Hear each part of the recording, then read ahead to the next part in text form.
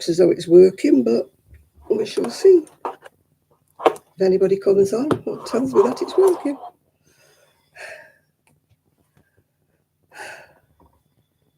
Let's try. Can you type? Just see if it works. Yeah.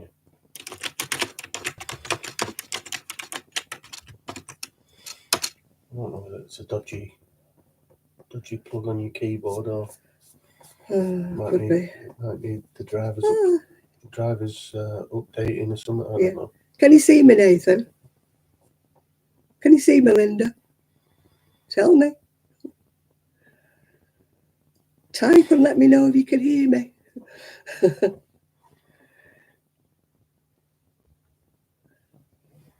Can you hear me? You can see me, but can you hear me? Oh, you can. Good. Okay. Okay, thank you.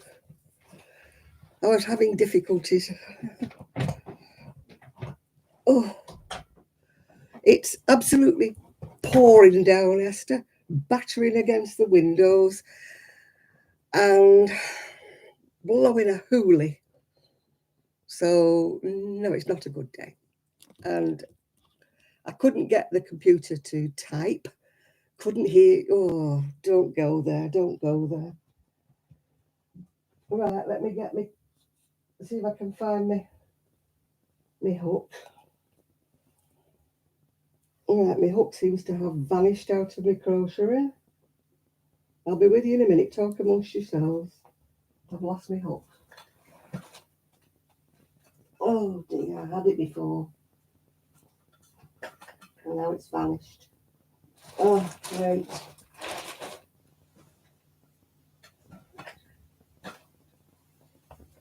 I thought I'd threaded it through. I can feel it. I can feel my hook. It's part of the way, isn't it? Right, hello everybody. Well, it's been a nightmare.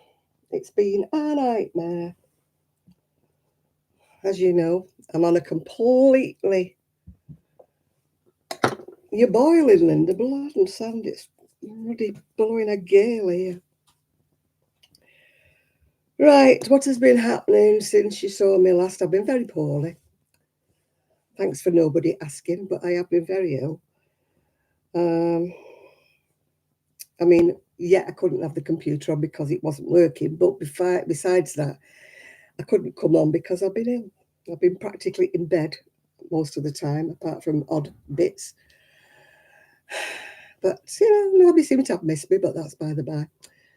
Hi, Julian, Linda, Craft Sonnet, Shan, Esther, Gloria, everybody. Flu, I don't know what I had. I still got the voice, as you can hear. I had no voice the first time I didn't come on. I had no voice whatsoever. You wouldn't have been able to understand me or hear me. And then, of course, I had the computer issues where it wouldn't stay on at all. So I just had to spend money that I didn't have on buying a computer. It's a reconditioned one because I couldn't afford a new one. But hey ho, we're here. Just at the wrong time of year when you've got no money and it's Christmas. Never mind. If I was one of those rich people who earn hundreds of pounds a month on the YouTube, it wouldn't have been such a problem, would it? But seeing as YouTube doesn't seem to know I exist, well, money-wise, they don't seem to know I exist, let's just say. So please, I'm just begging you, thumbs up, like, subscribe, tell all your friends, because while I've not been on, I've actually lost subscribers, because obviously when you don't come on for 3 weeks, you lose people and they don't come back, yeah.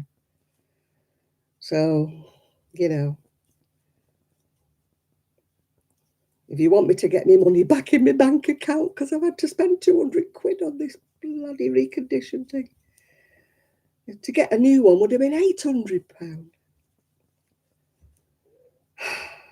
So you wonder why I'm feeling a bit peed off, then you'll know why. And when I tune in and see people saying, oh, I've got 10,000 more subscribers this week, and I'm like, up yours. Oh, dear. Hello, Ephraim. Hello and welcome, and Merry Christmas to you when it comes, yeah? Hello, my darling, I'm back. Your girlfriend's on here, your other wife's on here, Sian's on. And she's got flu, Ephraim, yeah. Hiya, Chris. Yeah, I'm finally on. I couldn't get it to type at first. My son's had to twiddle a load of knobs and stuff. It's just, oh, gosh. It's been 3 weeks of hell. That's all I can say. 3 weeks of hell. And I did feel a little upset because nobody said, how are you? The only people who asked were about 3 people who said, are you not coming back on? Yeah. And I'm thinking, is that what I'm worth? Are you not coming back on? Is that it? Oh, I were proper poorly and nobody asked. You've been out. Yeah, I've been 3 weeks. I have not been well at all. Yeah. Hi, Enid.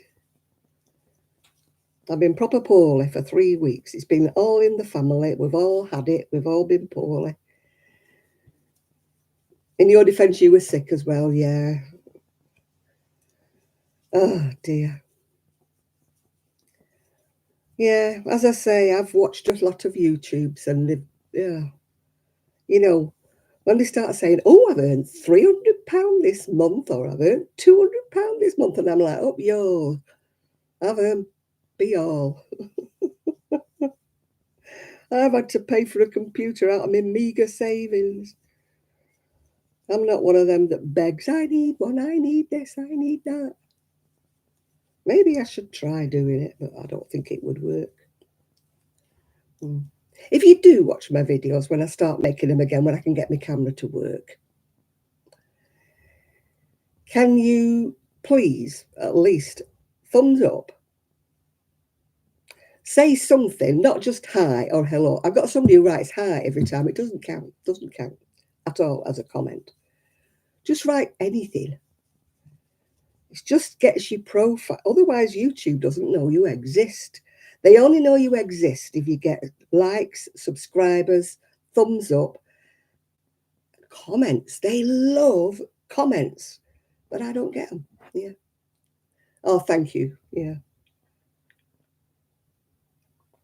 I've lost, I don't know how many subscribers just because I wasn't on for 3 weeks. You're not well as either. Yeah. Yeah, I think all my subscribers have defaulted and gone to these people who've gained 10,000 subscribers. Oh dear, I'll never be rich, I've decided. And I can't really make videos at the moment because my camera's very hit and miss. I have to stand there holding it like that to get it to charge up at all. And you know, it's quite a lot of time out of your life standing there like that, hold it when you could be crocheting or you could be knitting. And you're standing there holding the camera just to get it to charge up. And then, of course, if I had have made a video, I couldn't have put it on here because it just kept going. Last week, it wouldn't stay on for 1 second. Not 1 second would it stay on. It just kept going. Kabunk, kabunk, kabunk. That was the end of it. So I said to me, so much as I don't want to have to spend. It's not the extension cable, Chris. It's the actual camera in itself. The actual bit that inside the camera that's loose. So you have to hold it at a certain angle. Yeah. If it was an extension cable, I bought 3 or 4 cables.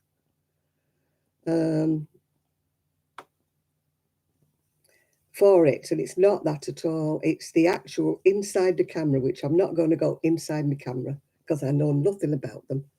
I'm not going to take it apart. And well, I'm actually crocheting. I looked at all the scraggy little bits and pieces that I had, bagfuls of things that were about that big, yeah. And I thought, right, blow it. So this is what I'm making. It's like Joseph's coat of many colours. Oh, believe me, I have taped it, I have stuck it, I have glued it, I have wound things round it, because you don't know what I have tried to do. I've tried sticking things in it to try and wedge it in. Nothing. You wouldn't believe what I've been doing. Trying to get it to stay charging up, but the minute I go away from it, it goes off again. Yeah, we've had sticky tape, we've had gaffer tape. I've even had I've even tried sticking, like toothpicky things down it to try and get it at the right angle and then taping it round. No, it's having none of it. The only thing it does is if I hold it, and that's the only way it will charge. And then the other camera that I've got that will charge up keeps telling me it's corrupted. So, so Santa Claus won't bring me a camera, but Santa Claus could do with bringing me a camera. All these people who get gifts sent to them through the post from, will you try out this or will you try out that? Do I get anything? No, not even a ball of wool. Obviously, they don't want to know. I've cancelled Christmas this year. I've not done anything. And I'm not doing anything either. I'm going out Christmas Day, courtesy with my niece. We're going out for a meal. But apart from that, I'm doing zilch. I've not sent one card. I've told everybody, don't bother buying me any presents because I'm not buying any. Right? End of story. The money that I was saving up to buy presents with has now all gone on this. Oh, to be rich and oh, to kick Mr. Starmer in the teeth. If they'd have given me £200 for my winter fuel allowance, I could have bought this damn computer weeks ago. Oh. I'll sort it, Sean, I'll sort it. I will, honestly. But I'm going to have to save up again, aren't I now? Like I say, Mr. Starmer hasn't diddled me out me 200 quid. He'll be sat there nice and warm, won't he? He won't need his £200 eating allowance, will he? Neither will Angela Rayner or that other bloody woman, whatever her name is. Good evening, Connie. Yeah, I'm having a rant. I should have called it that, shouldn't I? Janet having a rant. It makes me blood boil, though. They'll be sat there lovely and warm. They won't be bothered about everybody that's freezing. All the OAPs that don't. I mean, I won't freeze. That's for, I have got some money tucked away that I will pay a bill with. It's not what I want to pay a bill with. It's what I was saving up to try to get a first holiday in about I don't know how many years. But no, thank you very much. They're totally out of order, Connie. Absolutely out of order. They're giving away how many billion to Syria? Flipping heck. I'm sorry, but Syria can look after itself as far as I'm concerned. It's very sad that people all over the world are starving. It's very sad, but people over here are starving and freezing. So they should look after their own first. Never mind about flipping Syria.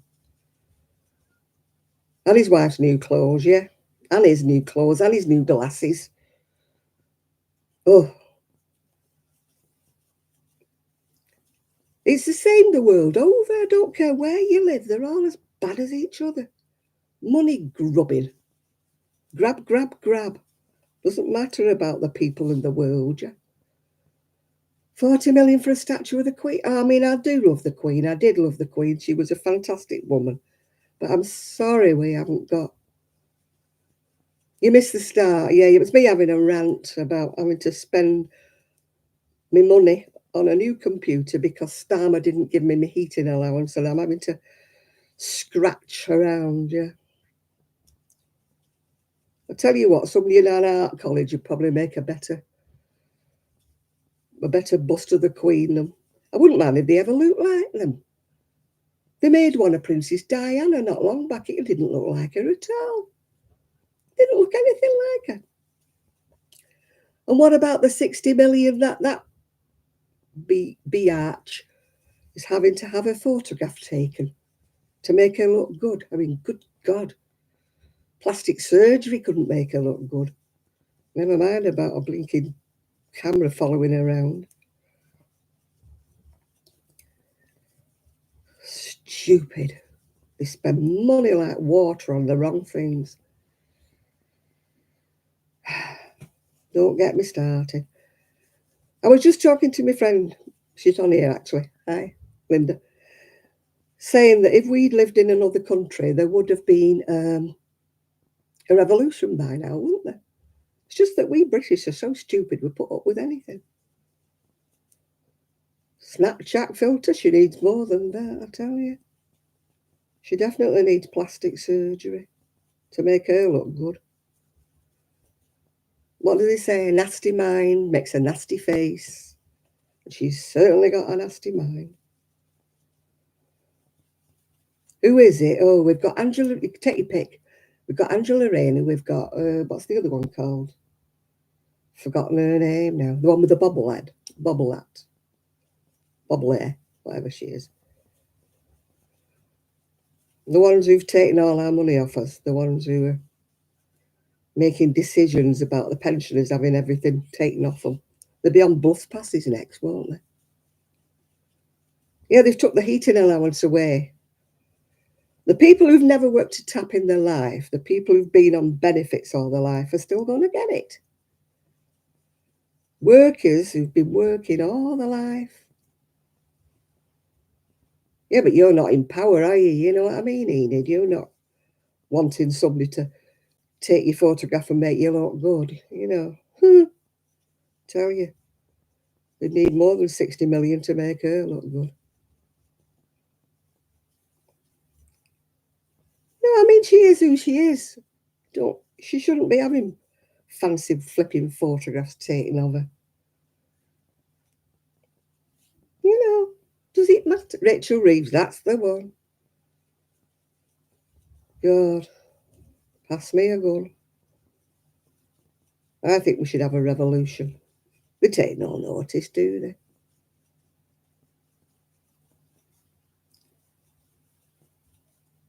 What does it matter what people look like if they're in Parliament? They're not there for their looks, are they? They're not there to look pretty. They're there to do a job. Doesn't matter if they're as ugly as sin. They're there to do a job, they're not film stars. They don't have to look pretty. Oh, don't get me started.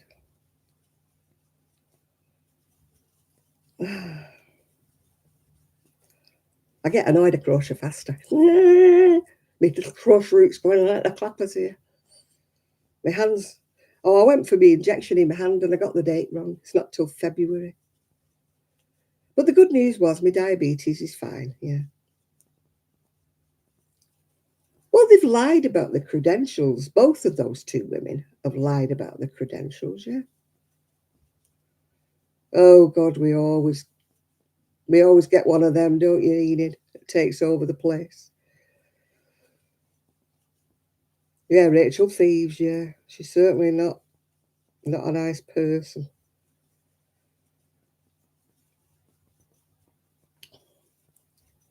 I mean, they reckon they're working class. They're never working class. If they were working class, they'd have some pity about people who have no money. They're not working class. That is it Rachel Reeves, Rachel Thieves, or is it Angela Rayner? It's got 3 houses.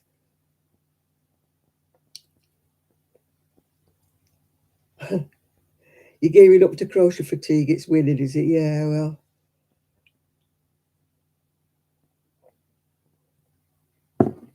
My hand hurts like hell, but I've got to wait till February. I geared myself up. I didn't want the injection, and I'm like, oh, it's going to hurt. It's going to hurt.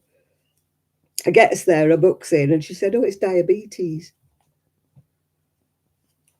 Oh, Boris, oh, God, we've not had a good one for years, Chris. I'm not bullying anybody up. It doesn't matter what part of it. I'm not political at all. I do not have a party that I'm affiliated to. They're all the flipping same. Soon as they get in power, they forget everything they've ever told you. It's like me, grab, grab, grab. I know, I stopped going to one of mine because it was, I just hated it. The woman who was running it couldn't knit or crochet for toffee, and yet she was advertising, oh, come and learn how to crochet. Come and learn how to knit. And when people did come along, she's like passing people along to somebody like me or another lady who could knit and crochet. And I'm like, I haven't come here. I'm not a leader. I haven't come here to teach people to crochet. I've come here as a craft group. You don't advertise, come and learn how to do something when you can't do it yourself. And the conversation was really, below the belt. It was very close to the knuckle. You know what I mean? Not ladylike.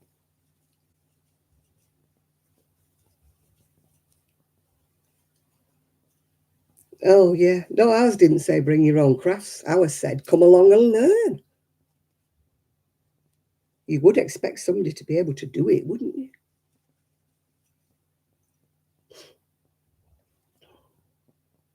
Yeah, I stopped going because of the language was so crude as well. And then they wondered why people stopped going. People went once or twice. And if they were a little bit ladylike, they just didn't like, how can I put it? Bedroom talk. Yeah? There's a time and a place, isn't there? But not in a knitting and a crocheting group where you don't know people. Yeah? People get offended. And I kept trying to point it out to her. Don't talk like that. People are offended. And she's like, oh, right, okay, we won't. And then week after, same thing. Yeah. Oh, no, she wasn't snooty or anything like that. She just had her mind in the gutter somewhere. She thought it was all right to talk about things that go on in the bedroom, private things. Top of her voice in the pub. No, I'm not a prude, but there's a time and a place. Hi, Yolanda.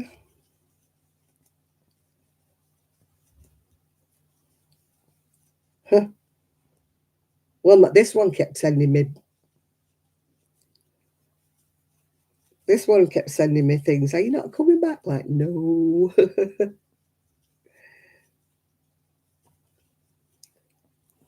I think they're more or less kind of half disbanded now because there's nobody else anymore. It's no wonder, people go and then they don't like it and they don't go back.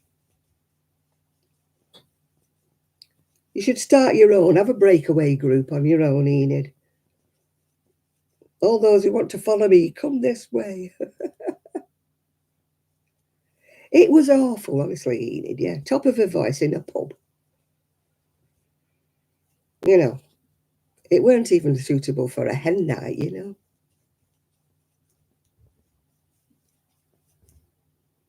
Yeah, well, this was in a pub, but I mean, that doesn't excuse it being crude with a lot of swearing, does it? It's, like I say, I am not a prude, but no.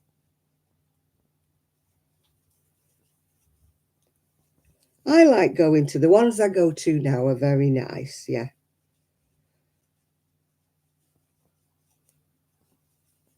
They're very, well, they're ladies. I don't think we've got any guys, have we? No, we haven't. They're very ladylike. They're all of a certain age group and they don't talk about stuff like that. As I say, time and a place, not in a library and not in whatever. Yeah, well, I stopped going to another. No, they're not a people's homes. No, one's a church, one's the library, and another one is a church hall that I go to at the moment. Yeah, Mama J is offering amigurumi classes. If you mean me, no. Amigurumi is something I cannot get into. I haven't got the tension or the patience for anything little and teeny weeny.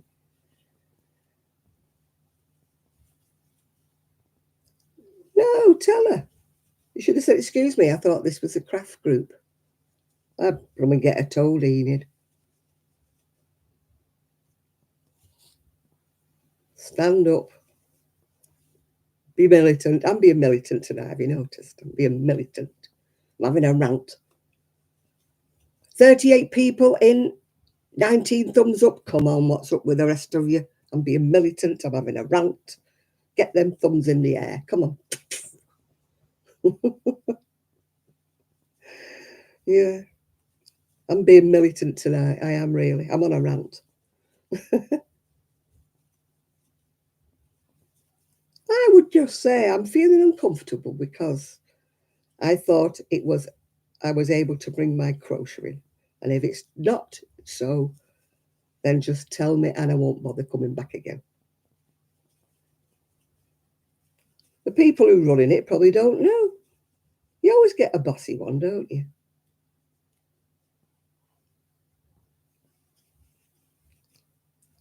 There's not many knit and crochet. Well, there are a few knit and crochet groups around here, but they're not at the time when it's convenient for me. I mean, sadly, I'm not going to be able to go to the one I like in the evening because it's getting dark now. And anyway, we're finished till February.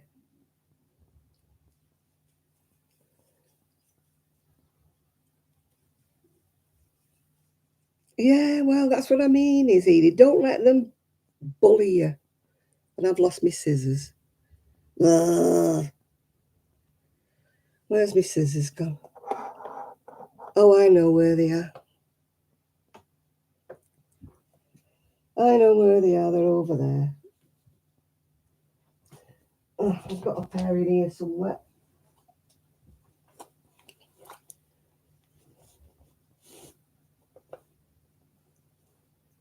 Oh, people are so, how can I put it?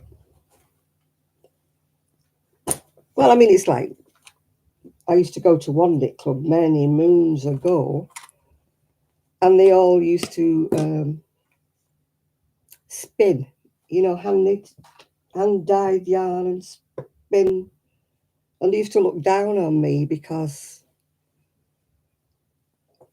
I used to be doing acrylic. And that really bugs me. That bugs me. You shouldn't criticise people. Oh yeah, we have to pay to go to our group. It's only to pay for the coffee and the whatnot. But one group that I go to, we have to pay for the room. So depending on how many. No, I don't think you should. We've had this conversation before. You should not criticise anybody for what they're using or what hook they're using or what wool they're using. You don't know what their personal circumstances are. They maybe cannot afford it.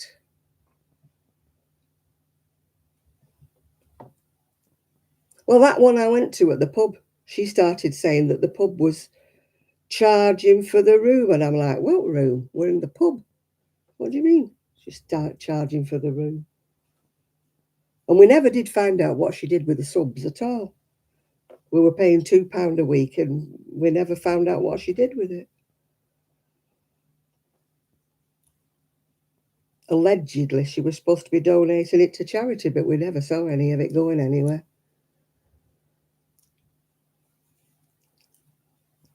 That's what I don't like when it's not transparent. If I was running a group and I was charging people, I'd be writing it all down in a book that anybody could look at as to how much there was taken and what I was doing with it.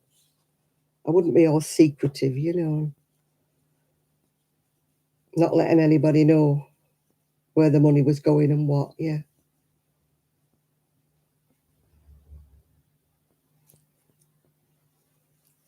Oh, when you go in a pub, though, I mean, none of us were having alcoholic drinks. When I say we were paying for drinks, we were having tea and coffee and Coca-Cola and that, yeah. We weren't buying an alcoholic. Well, I wasn't, and I don't think anybody else was, actually. But the one I go to, we just pay a little nominal thing, but it's for coffee and biscuits. I mean, I have 2 cups of coffee and a couple of biscuits, which for £1.50, I don't think that's bad at all.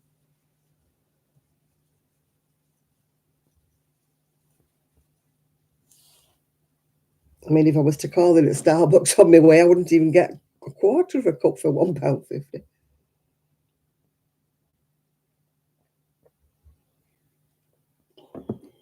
I don't know how these people. I watch these videos, in America, and they're always, oh, I have to pop to Starbucks. Oh, I've got me, what do you call it, latte. And I'm like, God, it must cost you a fortune. To go to every time you go out, you drive through Starbucks. Make yourself a cup of coffee at home. I watched one young woman. I mean, I know she earns a lot of money doing her crocheting, but she never seems to eat at home. They go out every blinking meal. She goes out and buys food and drink. And I'm like, don't you ever stay in and make anything? She must have more money than flipping sense. I couldn't afford it. We go out once a week usually, and it's only like a little cafe that doesn't charge an awful lot. It's our treat for the week. I usually have poached egg on toast or something like that. It's not exactly pushing the boat out gourmet dining. But it's a treat. Oh, I haven't been in a Starbucks for a lot longer than that. No, me and my two friends, we usually go out to a cafe, and I'm not talking an expensive cafe, and I'm not talking McDonald's or anything like that.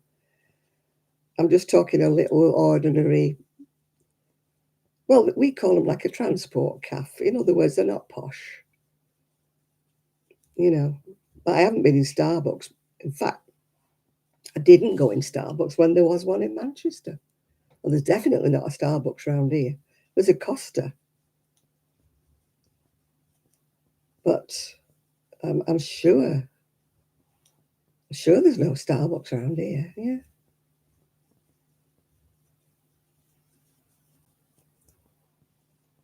I used to when I did go in the pub, the horrible pub. I used to I used to treat myself to what did he call it? One of them orange juices. Costa's is about as expensive as Starbucks, yeah. It's about the same price as a Starbucks. I don't go in with them coffee shops at all, no.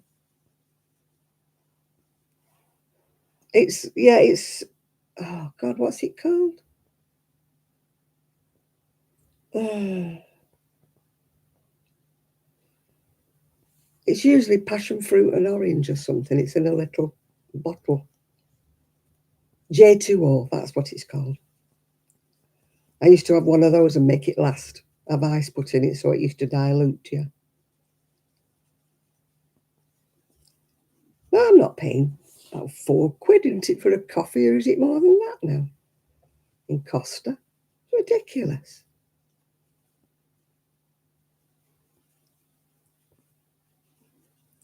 I usually have a bottle of water in my scooter. Take that with me. Cheap. That's me, cheap. I've got it in my bag now. Where is it here?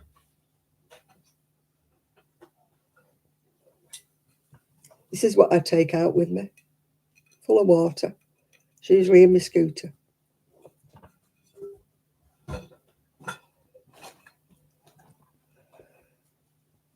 £4.25. I wouldn't mind if it was nice. I just begrudge spending money on things, that just are ridiculous, yeah. Well, I had to drive my scooter home, Chris, so it could have been a very wobbly line on the way home, yeah. Yeah, they're always packed, aren't they? You go past a Costas or anything like that, and they're always packed. People must have more money than sense.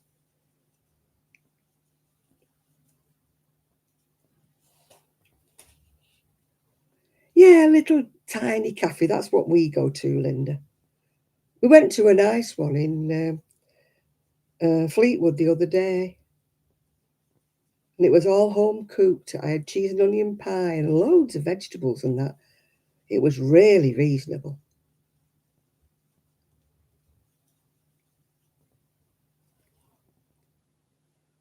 Oh, I don't budget. I don't budget for coffees out, no. I'd rather take my water with me in my bag. If you're thirsty, as my mother would say, if you're thirsty, Corporation Pop will do. Corporation Pop, if you're in America, is a slang for water. My mother used to say, if you're thirsty, Corporation Pop will do. Where you say soda, we say pop, yeah. Yeah, I do like fizzy water, I must admit I do. But I don't buy the Perrier or whatever it's called. I just buy the cheap stuff off the supermarket, and decant it.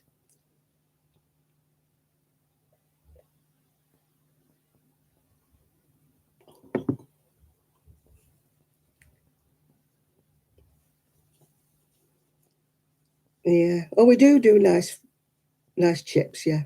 French fries over here. We don't have them little sticky things that they make in McDonald's, them what they call them. They look like chipsticks.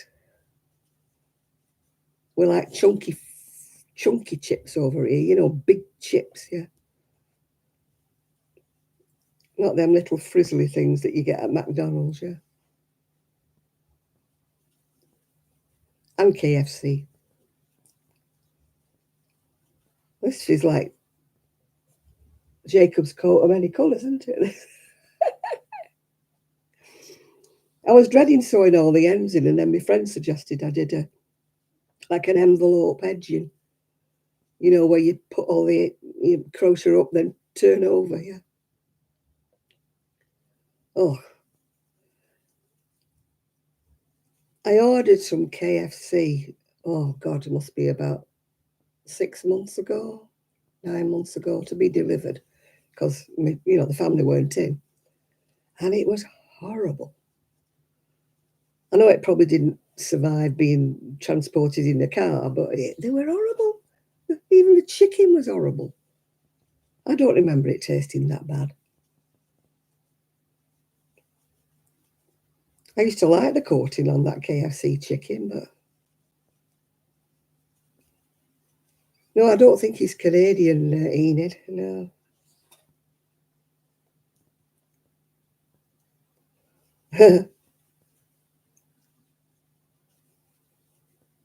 Thrills gum.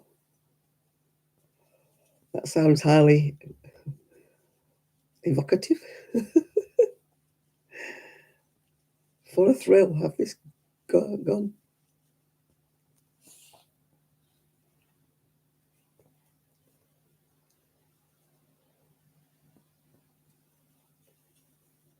Oh, KFC's. I just don't like the taste of it anymore.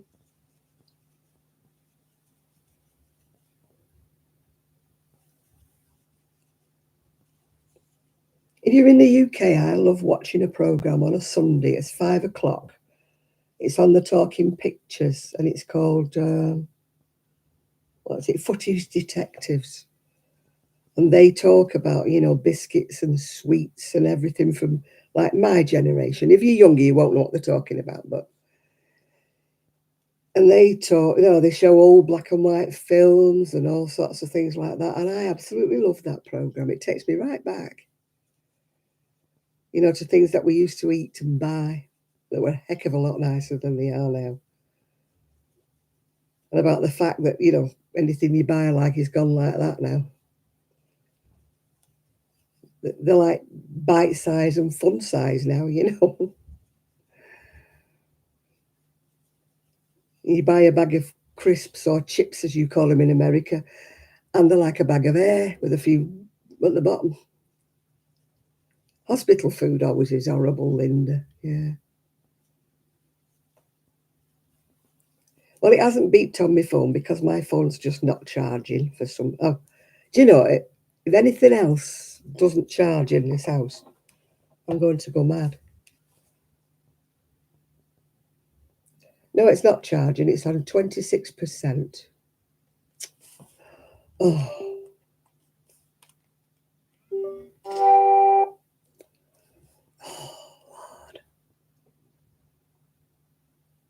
Recommended setting.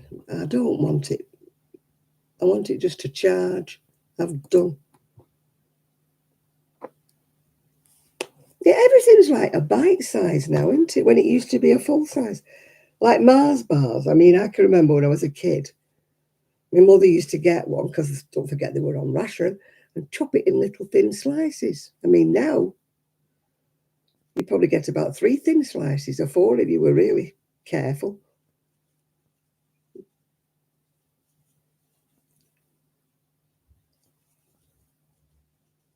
I'm funny with my lemon curd.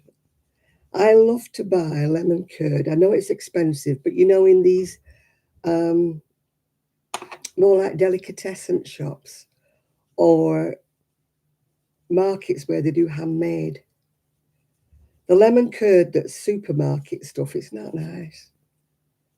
It's just not, it doesn't taste of lemon and it doesn't, it's not sweet. It's just the, but if you can go to anywhere where they're doing homemade jams or something like that, or these, like I say, these crafty type shops, the ones that sell homemade stuff, their lemon curd is gorgeous.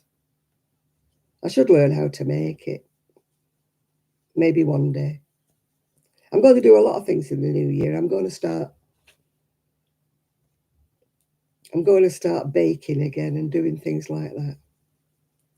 I'm sick of scones or scones, whatever you call them, that are like dust. Yeah.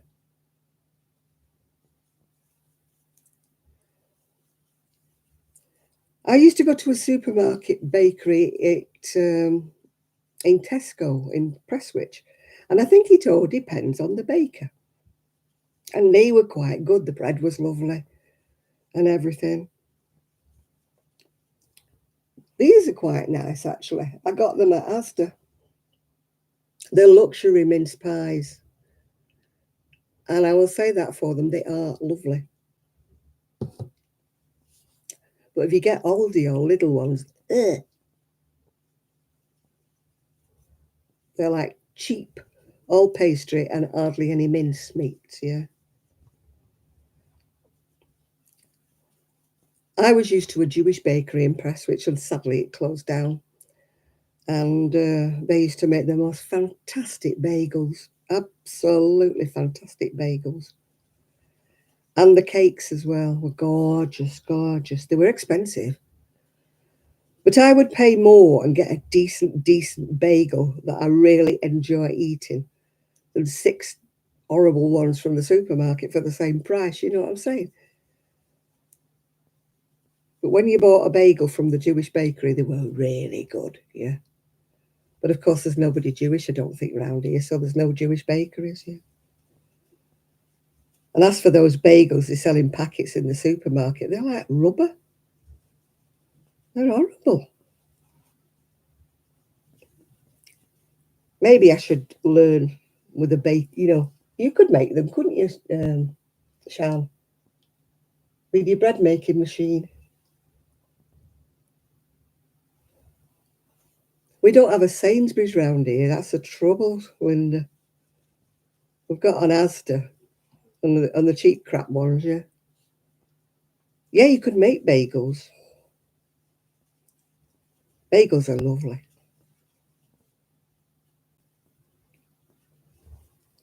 I really love them with cream cheese, but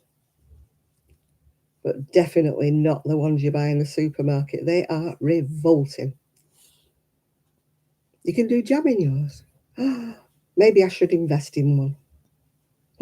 When I save up from this 200 quid I've just spent, yeah. Got to do a lot, aren't I, next year? I'm going to win the lottery as well. You didn't know that, did you? And my premium bonds, I think they got lost years ago. I don't think mine even go in the drawer. I think they forgot about mine. They're in the archive somewhere, my premium bonds.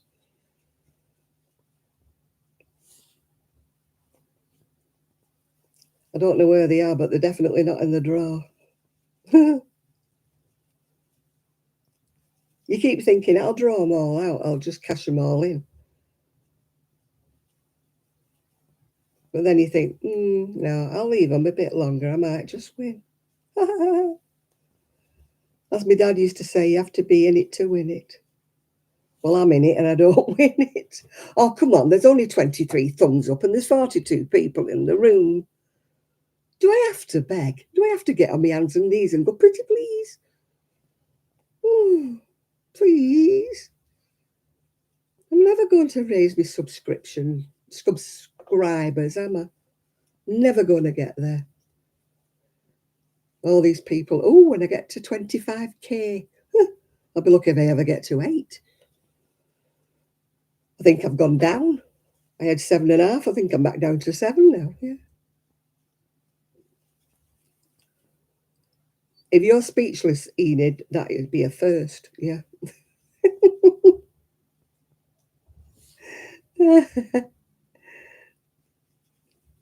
Yeah, get the thumbs up, people. Yeah, come on.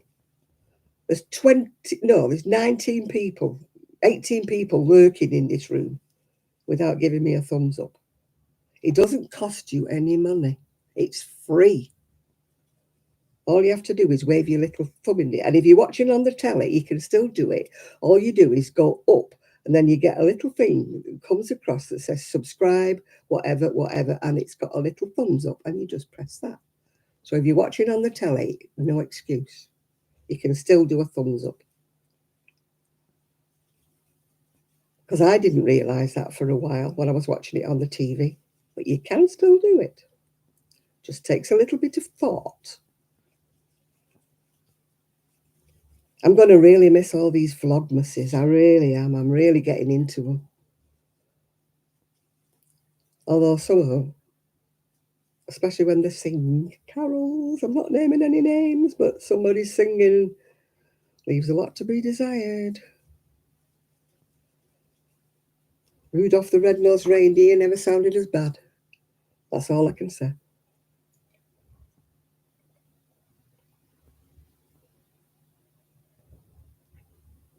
Do you like my Frida Kahlo cup? Nice, isn't it?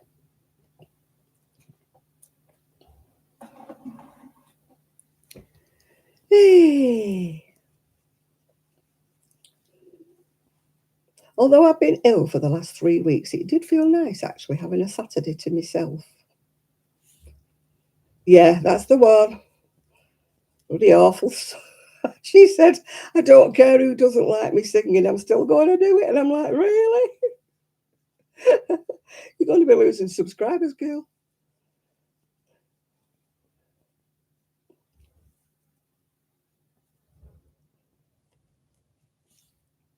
Oh, dear. Don't worry, I'm not planning to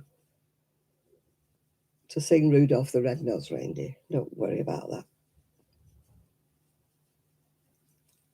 Especially with me croaky voice. Oh, thank you, Yolanda.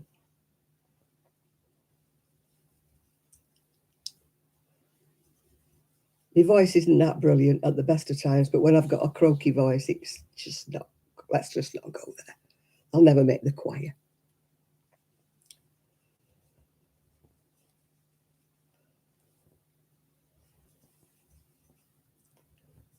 This is the second one I've done like this. I've done one before. I'm hoping I can find the pattern again because it's on the computer that went kaput. You thought I'd done a ding. Oh, yeah, I do ding you. You're right there. This one's from Crochet Objet, but you start off with a chain. So it's like that shape. And it sits on your shoulders much, much better than the one I'm doing now. But I suppose I could have counted up how many chain I did, couldn't I? But because my computer went kaputted, I couldn't get to the pattern. And I'm not buying it again. And that's what I made with all my oddments before. And I wear this all the time. It really sits on your shoulders. She's called Crochet Objet, not object, objet. And it's a really nice pattern. Well, I tell you what annoys me. She's got a lovely pattern for like a teddy bear. And I've seen it on Facebook being sold by somebody else. And I'm like, no, that's Crochet Objet's pattern of a teddy bear. And it's happening quite a lot of times that You see patterns being sold on Facebook and they're not from the original designer. And I mean, these people who make the patterns, I do press the fast forward, believe me, when she starts to sing, yeah. I haven't got a new computer, Jane. I've got a reconditioned one because sadly I could not afford a new one. So I'm just hoping that this one lasts and doesn't go kaput on me. You know, not being one of the rich people of this world, I could not afford a new one. I looked at them, but £800 was a little bit out of my price range. Well, it was a lot out of my price range, to be quite honest. They're so expensive. Nathan said get a laptop, but I don't like them. I don't like that little scrolly thing that they have, that little square thing you're supposed to go like that with. I can't cope. Can't cope with it. And the picture's too small when you've got, you know, dodgy bins and your hands don't work. Yeah. You know, no way am I having a laptop. I know they're all the rage these days and everybody wanders about with one under their arm, but not this girl. She likes a big TV screen. And she likes, you know, like text I can see, you know. Oh, I know. Chris, I couldn't be coping with a regular mouse. And then Nathan's saying, oh, you can plug your laptop into a screen. I'm like, oh, there's too much faff. I want something I can just, I don't like faffing about.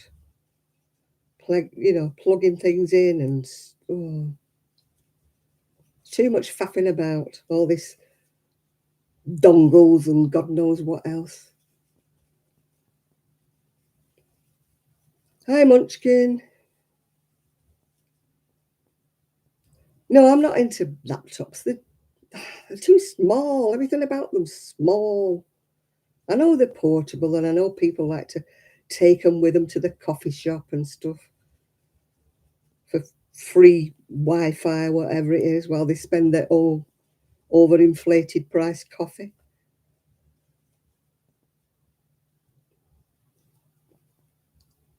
Yeah, I just want to turn something on and go. I don't want to be faffing about with anything. I'm too old for faffing about, yeah.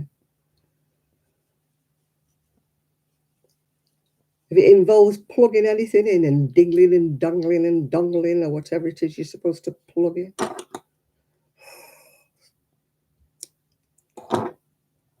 I've got to try and get somebody to try and see if they can get me patterns off the computer that died. Yeah. I'm using the oddments, by the way. I have an awful lot of oddments. It's going to be very bright. It's going to be very, very bright, isn't it? And very, very big, because I just keep on going. Quite what I'm going to do with it when I've done it, I don't know.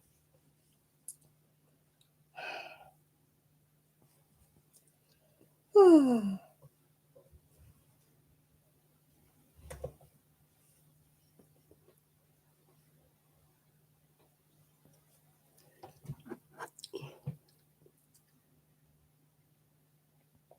Hi, Val. I hope you enjoyed your holidays. You've been on a jolly holidays again, Val. No, you're back home.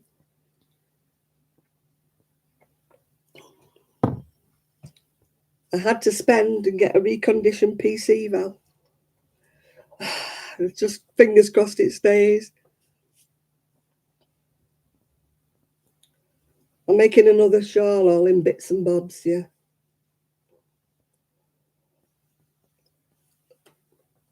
For those of you who don't know, Linda is still in hospital. She likes it so much she decided to stay a bit longer. You've got a fishy in the oven. That reminds me of Shad. But Shad's wondering where I've been because he's not on Facebook, so he wouldn't know I've been poorly. And I've had computer troubles, would he?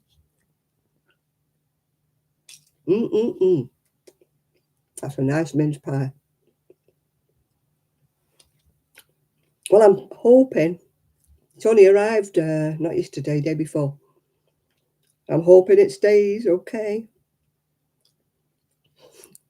I was watching Little Drops of Wonderful, and she took the top off her mince pie spooned all the mince out of it, put it on a saucer, and just ate the pastry. And I'm like, what's the point of that? Somebody did ask her what was the point of that. She only ate the pastry.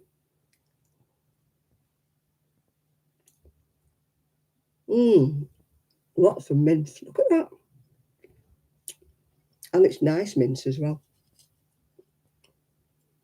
It's not cheap mince like they have in Aldi and Lidl.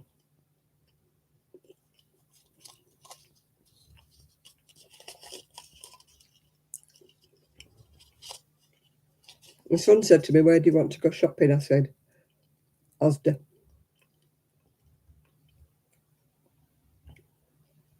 I know it's more expensive, but it was Christmas. If I'm buying anything, I want it from Asda.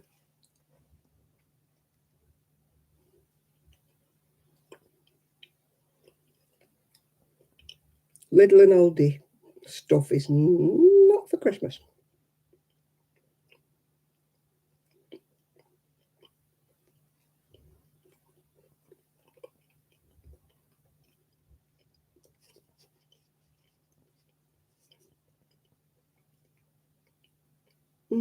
Nice. I usually like Marks and Spencer's mince pies as well. I'm just a food snob, really. I am.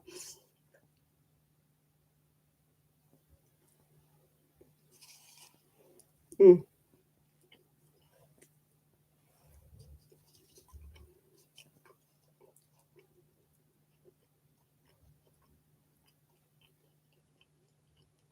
Perhaps you didn't have any shower gel at home, Jane.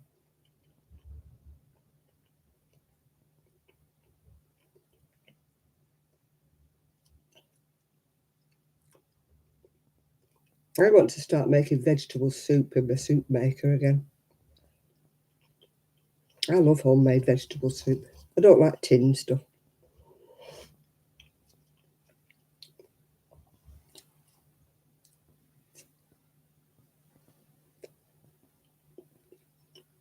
And if you buy that sort of homemadey type soup that they sell at the supermarket, it never has any seasoning in. Have you noticed? There's no salt and pepper in it, is it? It's tasteless.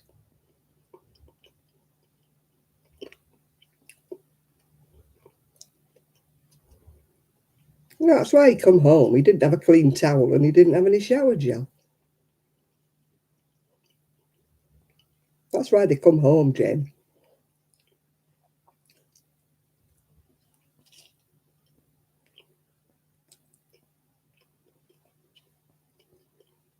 Saving on hot water using yours, yeah.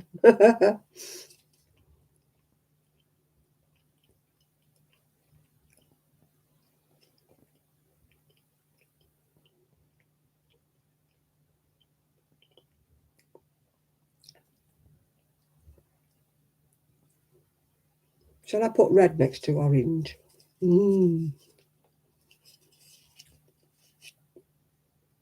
I like red next to pink. I like colour that clashes.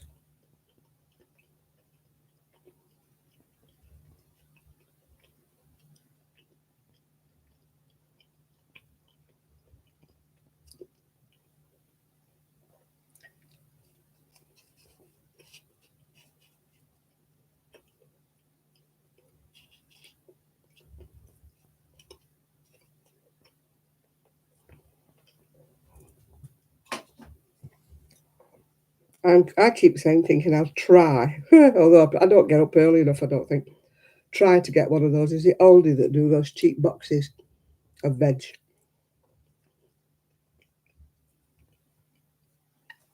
But I don't think I ever get up early enough for one of them.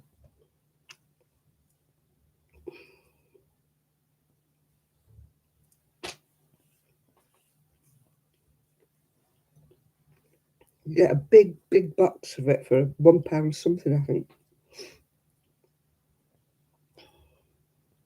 I miss Berry Market for fruit and veg. Lovely fresh veg it was, honest to God. Much better than any supermarket. I have to say, Fleetwood Market is terribly disappointing. And I don't think Cleveland's has got one.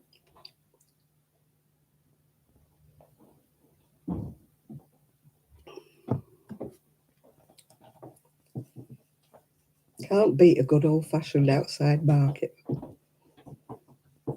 for vegetables and fruit.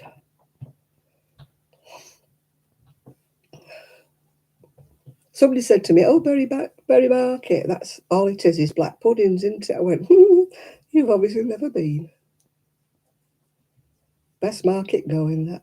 Anywhere." I used to get on the tram with my wheelie when I could walk, fill my wheelie, and it was a big wheelie. I used to fill it for about 30 quid with meat, fish, chicken, and vegetables and fruit.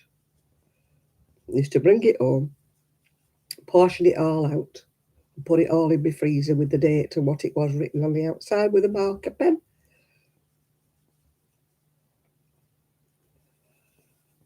If you went on a Saturday afternoon about 4 o'clock, they used to be selling everything off cheap because they didn't open Sunday or Monday, you see. And once meat or fish has been defrosted, if you know what I mean, they can't put it back in the freezer. I did, but yeah, but they can't do it and sell it again. So they sell everything off dirt cheap, and they start shouting, "Come on, ladies, get your salmon for such a..." And half the price it was earlier on. So I used to go about 4 o'clock on a Saturday afternoon, and I used to get piles of stuff for my money. I used to go up about once a month, spend about £30. I miss all that. Now you go to the supermarket, you spend £30 for 1 week, and you don't get half of what you got there. The meat used to last me a month. The meat, chicken, fish, because I'd portion it out into, just sensible things, Like 2 drumsticks is enough for me. I mean, little drumsticks, we're not talking huge things.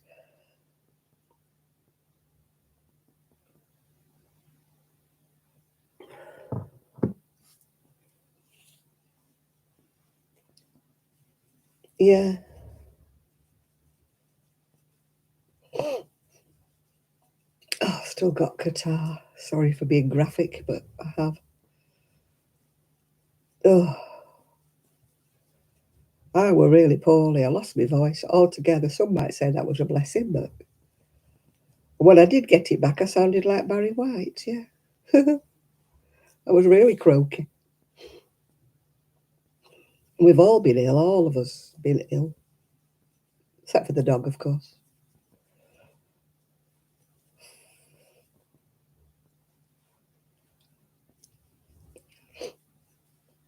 I just feel like I'm choking. I know it's not a nice subject, but when you feel like you can't get rid of it. Oh, hello, Shad. The necklace is here. It's green beads to go with this yucky green, which was supposed to be olive green, and it turned out to be a rather yak shade of khaki. But I'm wearing green beads in defiance of the fact that my green dress didn't turn out to be green at all. It turned out to be a rather yak shade of khaki. There we go, a bit further down. But I'm determined I was going to wear it. I bought it, so I was wearing it. It didn't look this colour on the online. My coughing seems to have stopped now. I was coughing like mad, but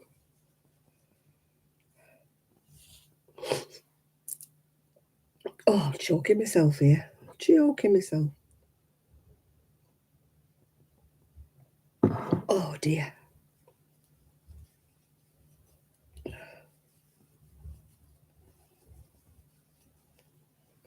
What am I making? I'm making ow, that hurt my hand. Ow, ow, ow. I'm making a triangular shawl with all my bits and pieces because I'm sick of seeing all these part balls in my unit over there. I made one. I mean, they're nicer if you do them in toning colours, but beggars can't be choosers, can they? I made one, but this is a different shape. This is like a long top, and then it goes out like that, which I can't find the pattern for because it went with my computer, and I'm hoping I can get it back again, because otherwise I'm going to have to buy it again. Oh, because I didn't print it off. So because I couldn't find that, I decided just to do an ordinary, granny stitch triangular one, which they don't sit on your shoulders as good. But still, it's one way of using up the oddments, isn't it? I don't make toys, so I don't use half and part balls like other people do. I didn't. I bought it off her page, I think. If I'd have bought it off Etsy or Ravelry, I would have been able to rescue it. But I think I bought it off her own page. That was the trouble.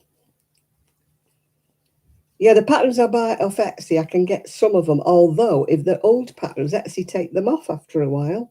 They don't leave them on. You have to buy them again. I found that out. I thought, I bought it on Etsy. It'll still be there. Well, she'll be all right. We'll look at loving these, won't she? I'll be like the scrappy shawl queen, won't I?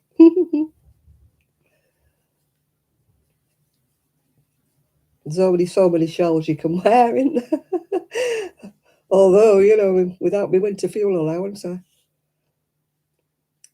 yeah, I might do some squares actually, Sharon. Yeah, I might do another granny square jacket with squares, because I've still got a blooming unit thing full of odd balls there. Balls with about 3/4 of a ball, about 75 grams instead of 100. I mean, I did use some of the pale ones up to make baby cardigans with. Don't know whether you can see it or not. There's a pile of baby cardigans. Where are they? Oh, they're behind me. You can't see. I've got about 12 baby cardigans I've knitted up and crocheted up with the 100 grams I had left.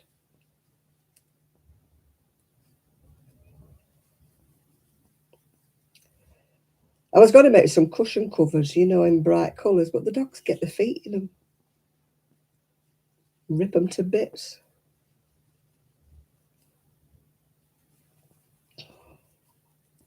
The tea trolley's arrived. Right, can you order for the rest of us then? Who wants tea? Who wants coffee? The tea trolley's arrived at the hospital for Linda. I'll have an Horlicks if they have an Horlicks, Linda.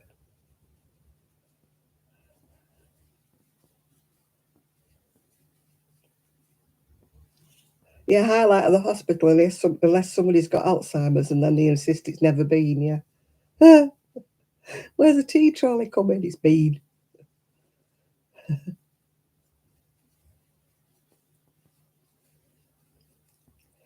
I've been watching all these vlogmas things where they've all had these fancy teas, and I'm like, ugh.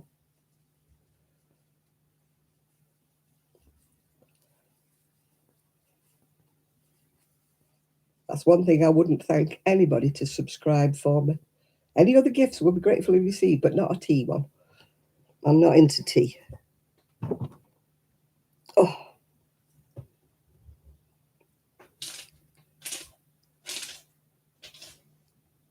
I mean, there must be an awful lot of scrappy shawls going to be coming with these people who've ordered these advent calendars with 10-gram skeins, or skeins, as they call them, some people. I always thought it was skeins, but who am I? Oh, we went to the Sheraton, and I don't drink tea, but one of the lasses had ordered a tea, honest to God, with the colour of milk, yeah.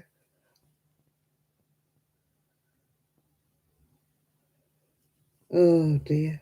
I know it's awful. My dad had dementia. It's not a great thing.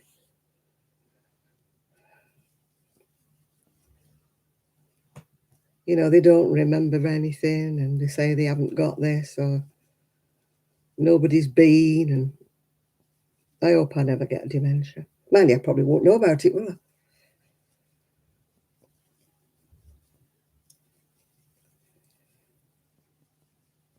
I suppose that's the only saving grace. If it's you that's got the dementia, you don't know nothing about it.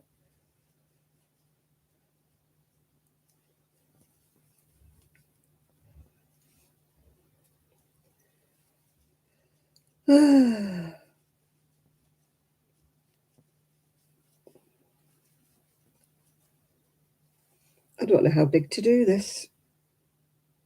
Big enough to wrap round.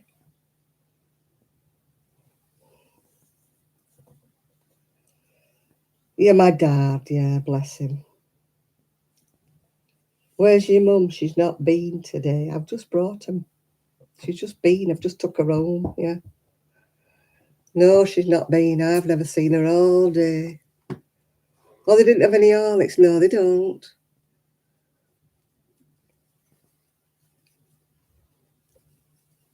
Gone are the days where they used to have things that were nice. So tea and coffee. I mean, who wants coffee? Keep you awake all night. And if you don't drink tea, you're knackered, aren't you?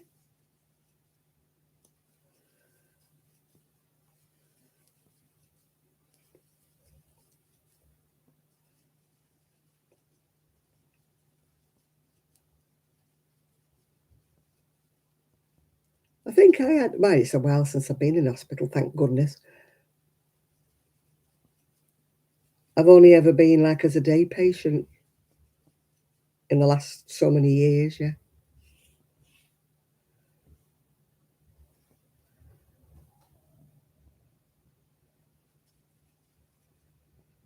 Oh yeah, they wake you up about 5 o'clock in the morning. The worst thing of all is when they fasten you up to that blood pressure monitor and they leave it on you all night. And you're trying to go to sleep and then your arm starts going tight and it wakes you up and then you're just dozing off again and then up it comes again. Ugh. I thought, why do they have to wake you up at 6 o'clock in the morning?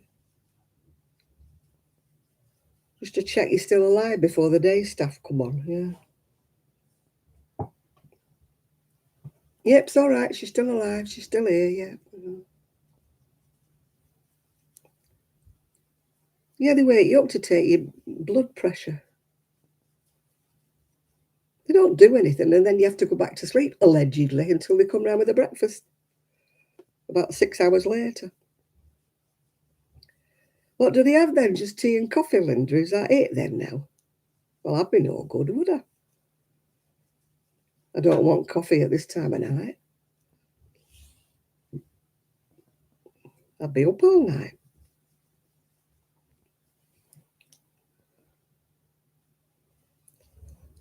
Yeah, they do. They wake you up when you're sound asleep just to say, have you took your pain meds or something? And I'm like, do you have to wake me up for that?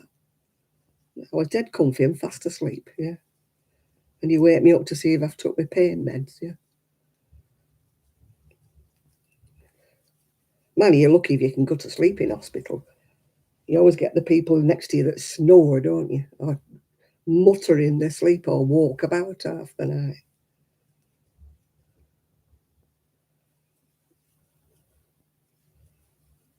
And yet they won't let you read because they come and turn the light off, don't they?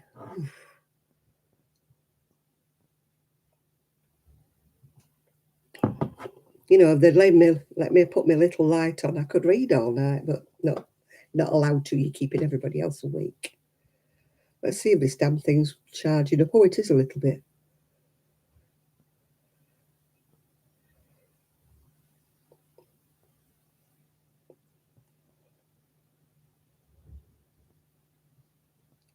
Oh, Stitch by Mrs. D. She's back. She's been missing for a couple of days. I don't know where she's been.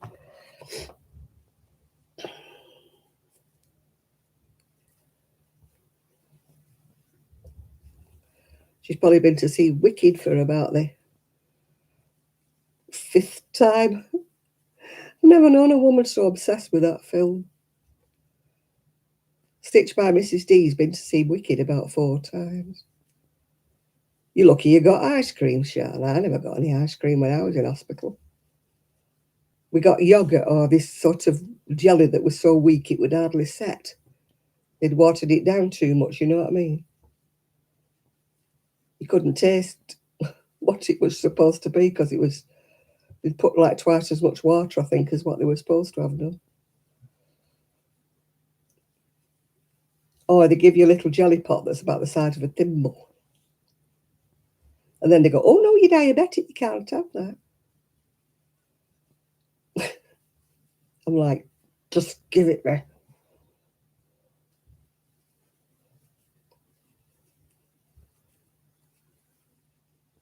Yeah, they bring you stuff and then they go, oh no, you're diabetic, can't have it. Apple pie and custard or something. No, you can't have that. You're diabetic. What can I have then? A yogurt? No, thanks. Yogurt, they're like them little, them little petit whatever that they give a baby. That's the size of a yogurt you get in hospital. Tell you what, you never get fat in there.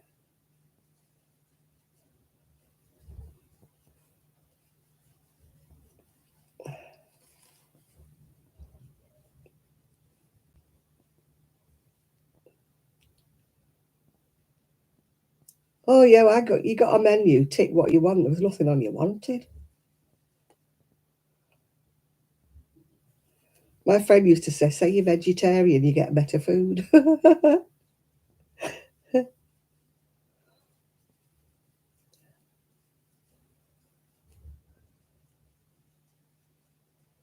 Where they have a choice of liver. Oh.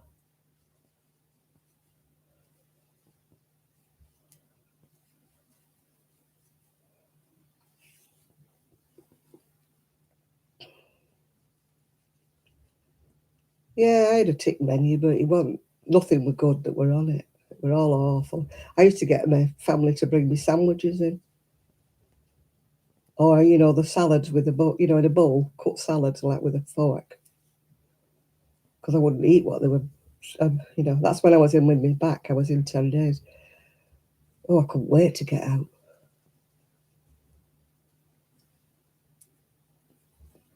Oh, God, no. I don't think it was the same. I don't think the staff would have eaten what we got given. I can't honestly say that the food at Salford Royal were all that clever. I mean, breakfast. No porridge, no nothing, no boiled eggs. You could have a toast and jam, or you could have some crappy cereal. The cheapo cereal. We're not talking Kellogg's here. Cheap cereal.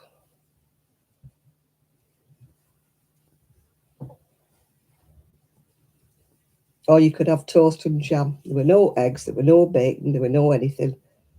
Nothing like that. You couldn't even have a boiled egg. Hi, Helen.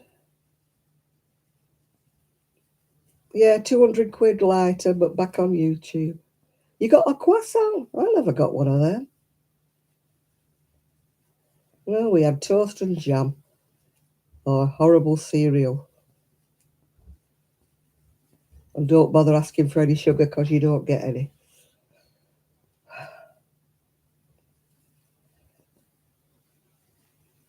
And if you're like me and you can't have dairy milk, you're stuffed, aren't you, really? Because they have something horrible like oat milk or soy. Well, I can't have cow's milk anymore. But soy milk is the most disgusting thing on the planet. And I can't have almond milk because I don't have nuts. So you're a bit limited for choice. That's why I drink black coffee, because I can't have the milk. It's such a joy.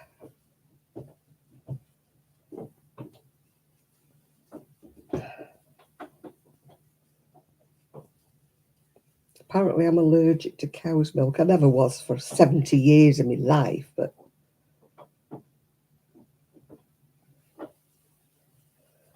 Oh, I'm always nice to the nurses, but it's no good shouting at them. It's not their fault, is it? They're overworked and underpaid.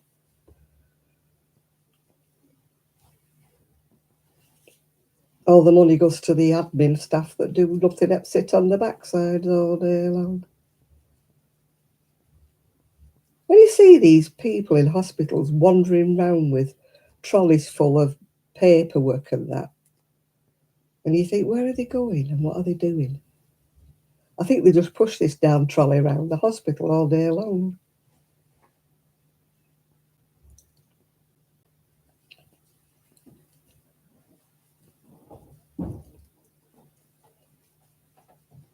Oh, ours won't go out if it's, well, one of them will. But the little one will not stick her nose out the door if it's windy or raining. In fact, she piddled outside the bathroom door this morning because she wouldn't go out. The joys of having a French bulldog.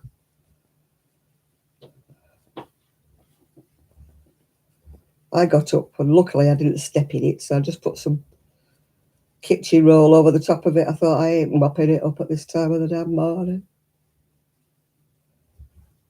Yeah, it's absolutely chucking it down here and blowing a gale. The fence panels are banging away. You just ate your fish.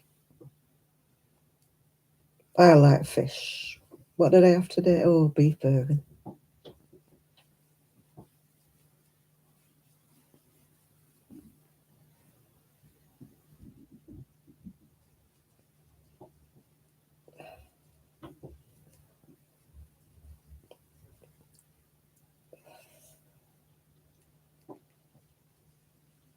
There was a guy, we had a mixed ward when I had my back done. There was a guy there every 5 minutes. Nurse, nurse, nurse. I said, what's up with him? She said he's too idle to get out of bed. When he was going home, the nurse said, oh, she said, I feel sorry for his wife. She's going to have a joy with him when she gets him home. All night long he was shouting, nurse, nurse.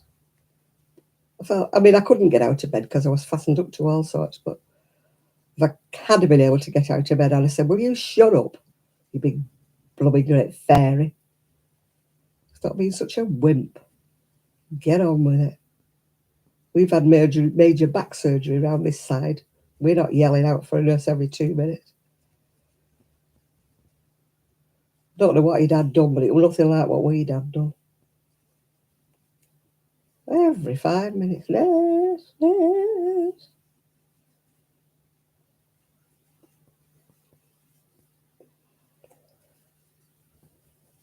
I said, I bet his wife's glad of a blinking rest while he's been in here.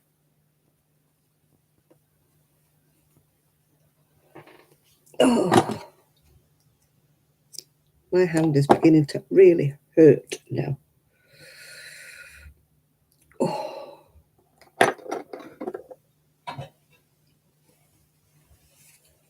How big is it? Is it anywhere near? Is it heck? It needs a border on because it's not wide. Well, it is wide enough, I suppose. I don't like them when they don't meet in the middle.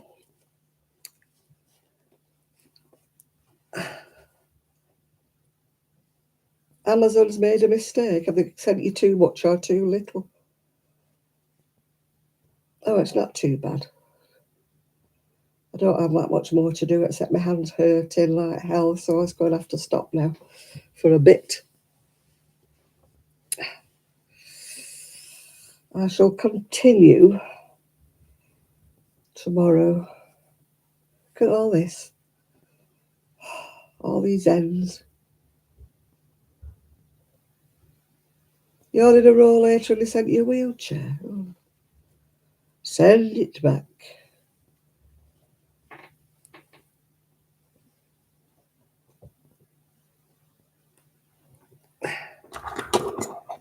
Oh, get them to pick it up. Why should you have to take it back to UPS? Tell UPS that you're not paying for it and they come and pick it up, or it's staying here.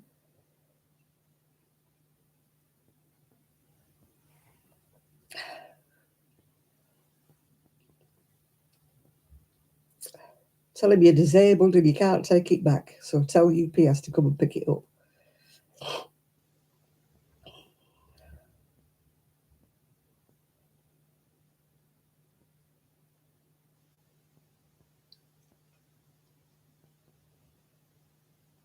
If they can't be bothered coming back for it, they don't want it, do they?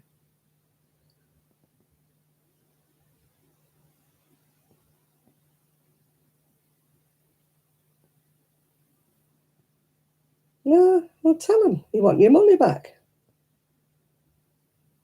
Come and pick it up. I want my money back, and I'll order off somebody else that delivers, that gets the order right.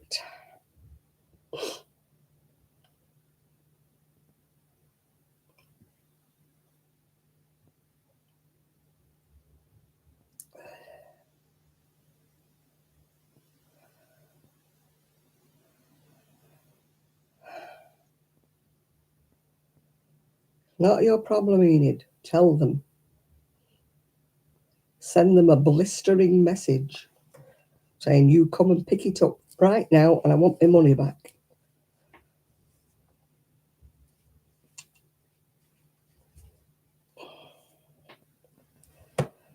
Plus compensation for hurting my wrist.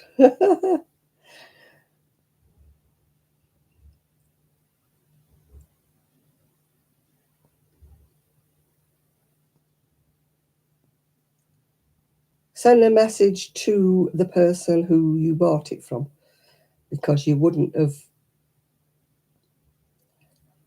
Crap load of odd eyelash yarn. If you like Sheila, you make scarves with them and flog them.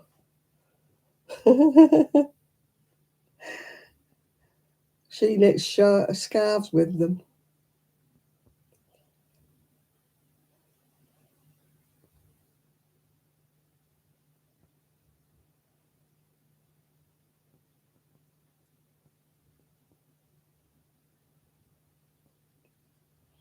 If you run double knitting along with it, it's much, much easier to crochet or knit with. I know it makes it chunky, but it's easier to do because you can see the stitches if you run a plain double knit along with it. That's what I did. I made a lot of, well, they weren't cowls, they were more like short scarves that I fastened with a brooch. Didn't sell any of them, but I've still got them in the shed. Well, yeah.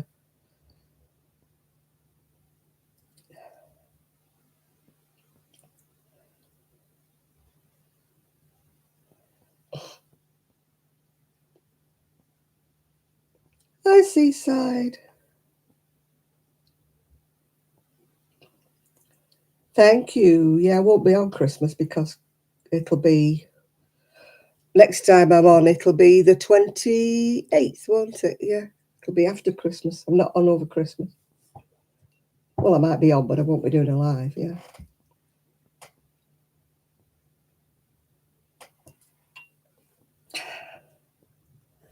Yeah, this will be the last live before Christmas.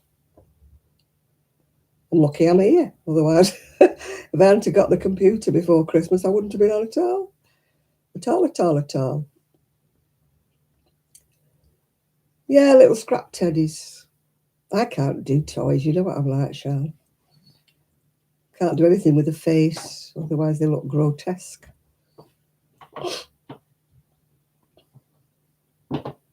Can't do faces at all.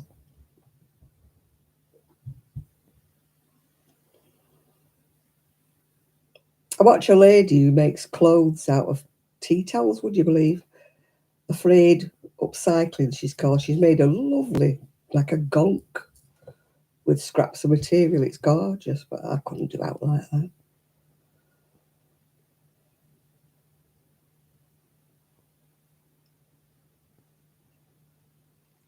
And I would never have the patience to do that. You know, that paper piecing that they do?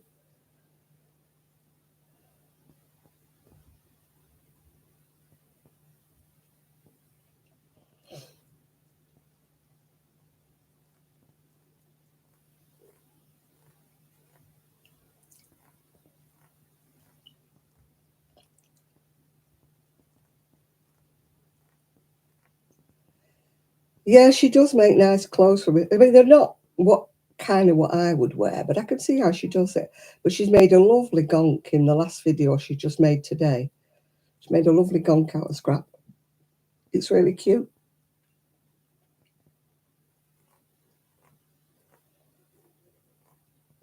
Thanks, Jean. Well, my lives weren't my fault, Jean. My computer just would not behave itself. I had to buy a reconditioned one because I couldn't afford a new one, yeah.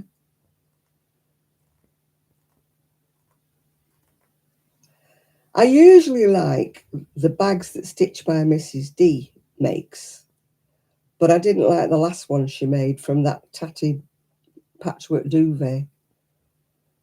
I didn't like those at all. And it's very rare I don't like anything that Stitch by Mrs. D makes. Normally I like all of her stuff. I mean, they're out of my price range and they sell really quick. But the last one she made, they were pastel coloured and scraggy looking. I didn't like any of them. I bet she sold them all, though, because people do buy them, don't they? But I just didn't like them at all. They weren't my cup of tea at all.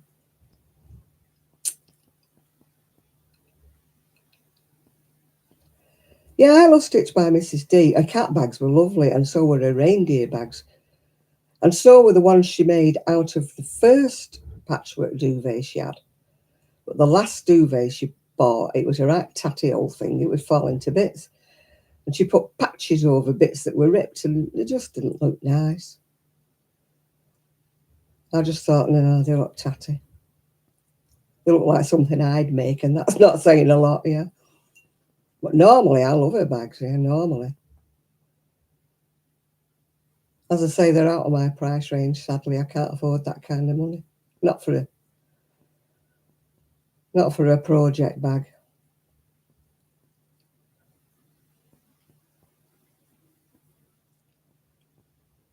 That Crafty Cleggs, she got one of the, was it a cat bag or a reindeer bag, wasn't it? She managed to get one, yeah.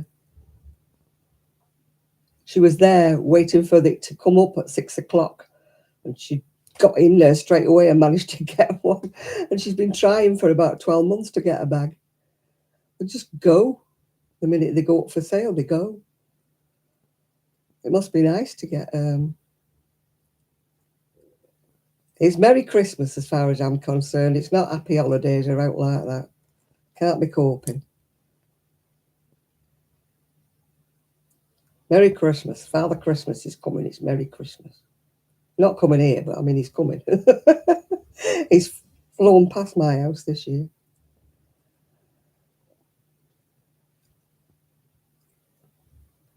I don't see why we can't say Merry Christmas, why it offends too many people. No, it doesn't offend people. You don't like it, don't listen. Merry Christmas as far as I'm concerned.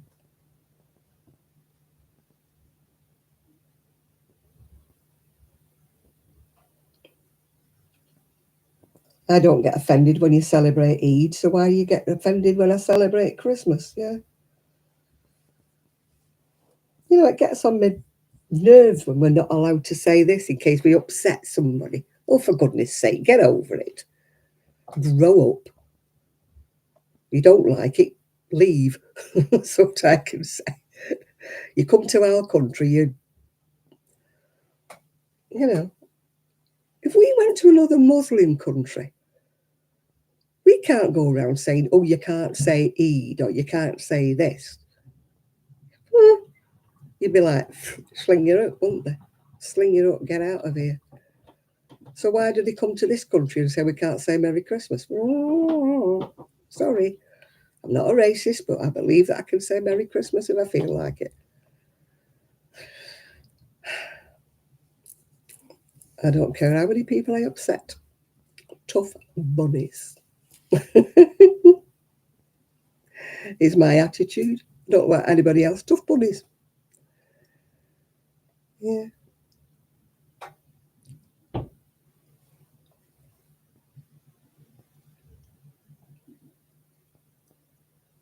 Yeah, Merry Christmas, everybody. Whee! even though it's not Christmas for another, what, 4 days, is it? 4 days, yeah.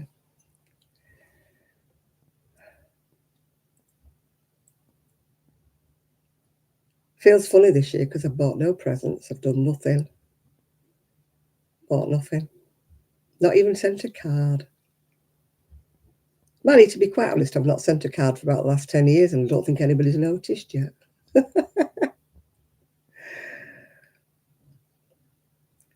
My cards are just laid flat on the window bottom because if I put them up, the dogs will knock them down. I've nowhere to put them.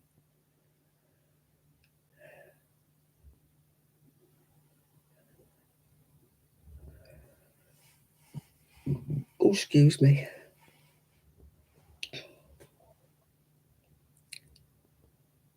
No, I've not thought about anything. I felt so rough over the last 3 weeks. I've had no energy. They've put me on iron tablets. They said I'm anemic.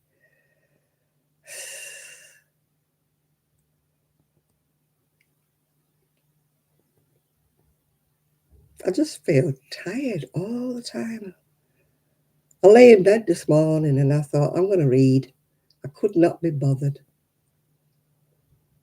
I just feel so washed out. So I know he says I'm anemic, the doctor. I'm severely anemic.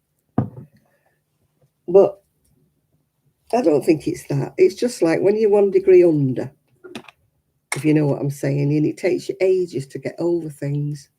And I think the older you are, the longer it takes you to get over anything. I've never been one for staying in my bed. Never been one for lying in bed and not getting up. But that's the way I felt. If I wasn't on here now, I'd be in bed.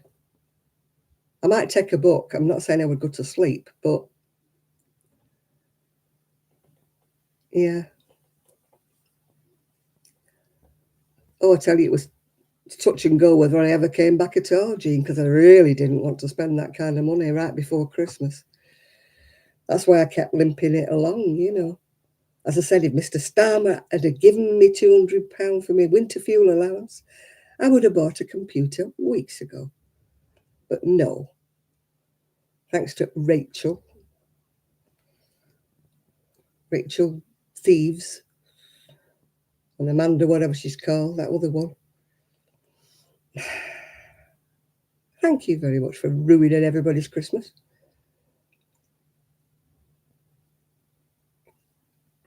What else are you going to take off us at the beginning of the new year? What are you waiting for? Yeah, Rachel from accounts, yeah. That lied on her CV. Said she was an accounting wizard. And the other one who lied about her being at university, was it, or something? They've all lied, haven't they, on the CV?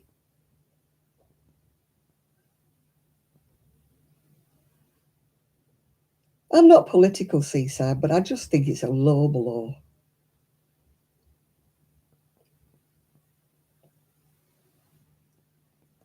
I watched, Jane, I watched, what's she called? Crafting with the Clegs or something.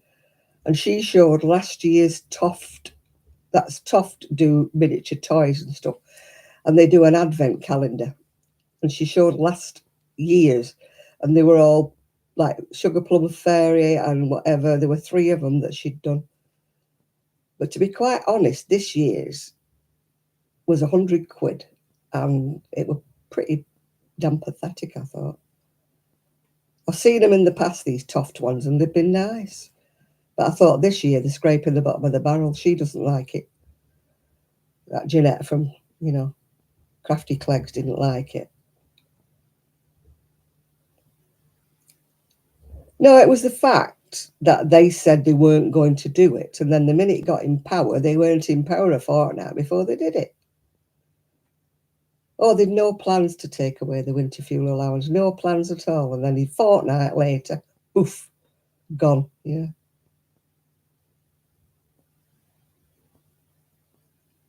Toft was £100 this time.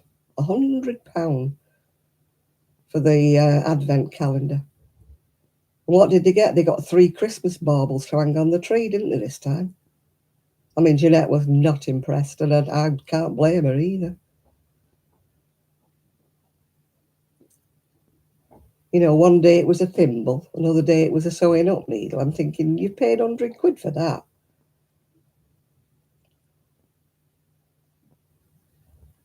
Yeah, a thimble. One day, a thimble. Oh, Rosie, yes. What are you doing, Rosie?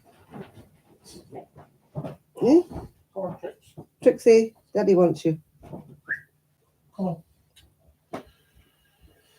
Come on, area. Trixie. Come on, Trixie. No, there's nothing here. Come on. Thank you.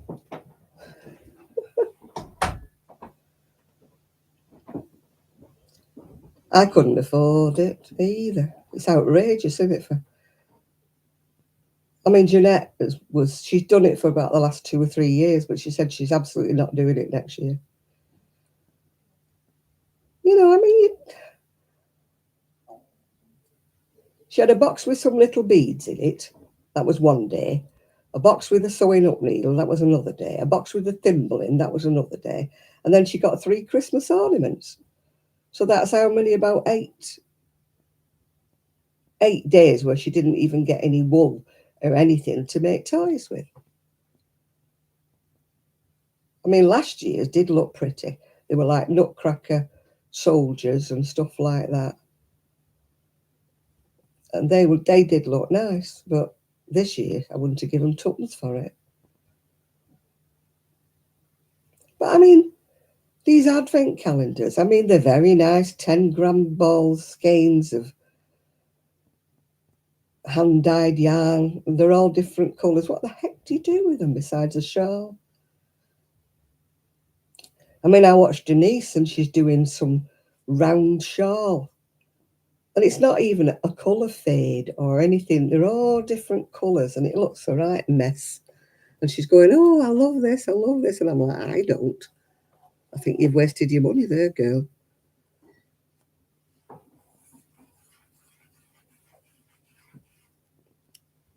I don't know whether you've seen it or not. It's a circle she's knitting.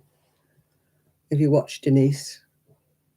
But they don't even, like one's a beige and then the next one's pink and then the next one's purple. They don't go together at all. They don't like fade into colours or anything. They're just all different separate colours and they just look a mess. And I'm like, you've paid all that money, Denise, for that. I'd want my money back. Maybe I'm just tight, yeah.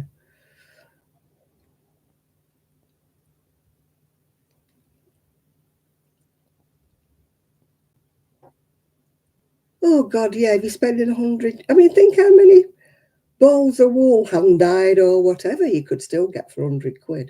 And all you get with Toft is them little scraggy little balls, don't you?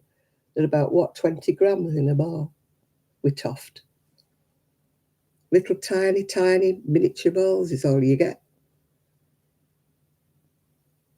So, I mean, you get, what, 24 days or 25 days and you're paying £100. Yeah, so that'll be what? Is it £4 for every box and you get a thimble? And a sewing up needle. That's a bit not right for £4, is it? No. And like 10, I mean, some of the ones are faded gradually, the 10 grams. Now, you can understand that because they shade from like purples to whatever. But the one that Denise is making, it just jumps from one colour to another. It's just not even got a rhyme or reason to it. She's wasting her time doing all that knitting. I'm sorry, Denise, but I don't like it.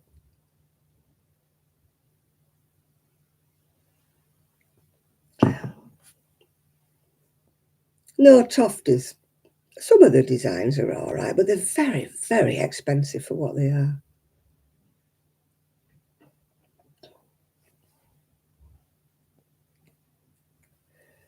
You could make little toys like tufts with really nice yarn for a fraction of the price without doing it for an advent. I think it's just a gimmick, in it. Oh, I want a tuft advent. 100 quid, go away, get lost. Don't be going doolally now. I hope it's decaffeinated.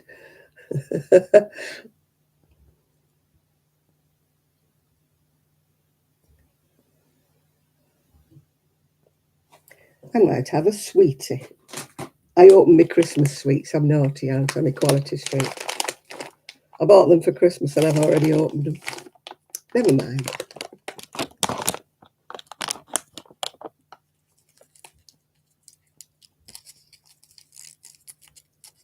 No, I've not had a tuft anything. I can't see the point of putting like merino or whatever it is in a toy. I'm sorry, but no. I thought it was orange cream. It's not. More like a peppermint. Since when have they changed the colours of the wrappers on Quality Street?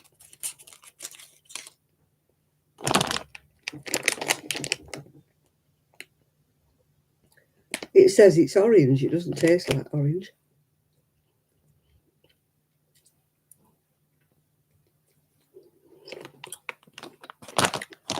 I watched Martin, that is called Knit 365. He's a tuft addict.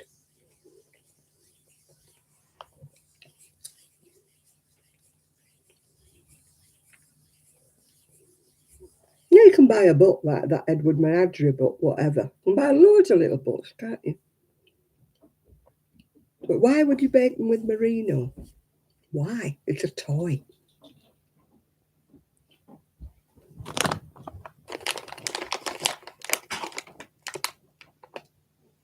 Oh, God, I've got the dogs back down again. There's nothing wrong with a bit of acrylic, is there, for a toy? For goodness sake, yeah.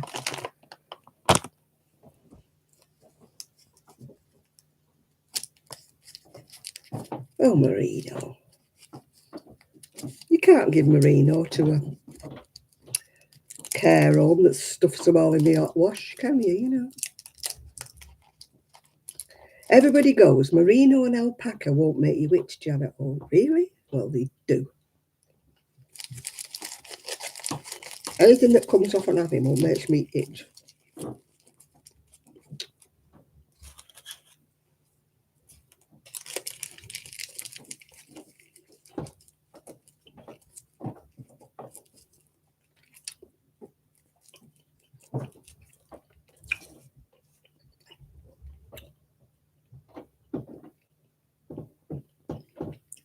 Oh, yeah, the Highland cow was brilliant.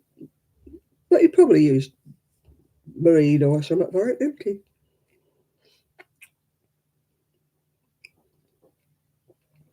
We've seen the price of those kits to make cows' heads and things. If you go to a wool show,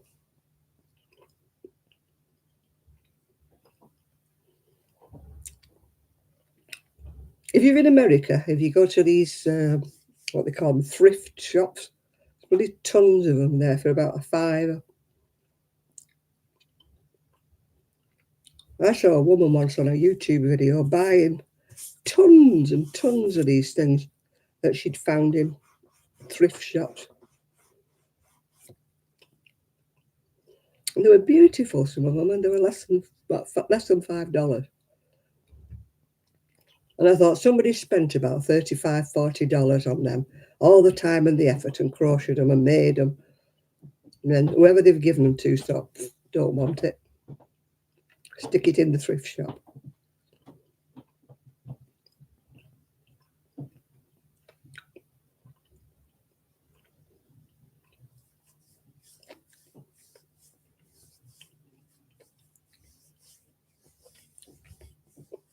Yeah, somebody said that to me once.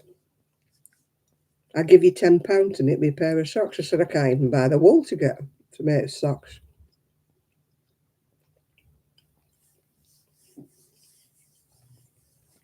Oh, these aren't from in America, Shan. They were lovely. There were some really, really beautiful ones. And I thought, that is heartbreaking. Somebody has spent all that money and crochet time and everything.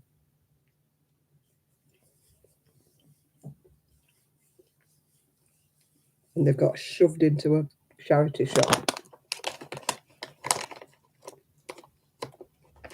Yeah, exactly. That's what somebody said. If I gave you £10, will you make me a pair of socks? Men's socks. I said, no, thank you.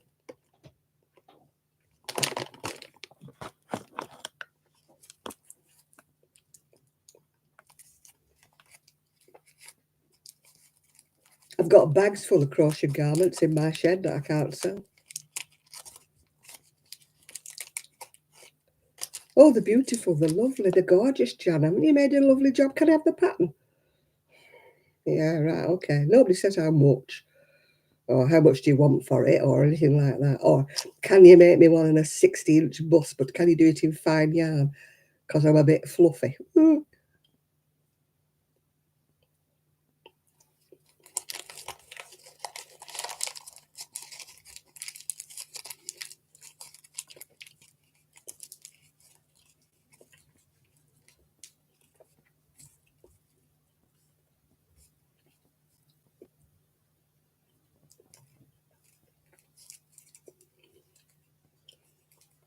Hi, Denise.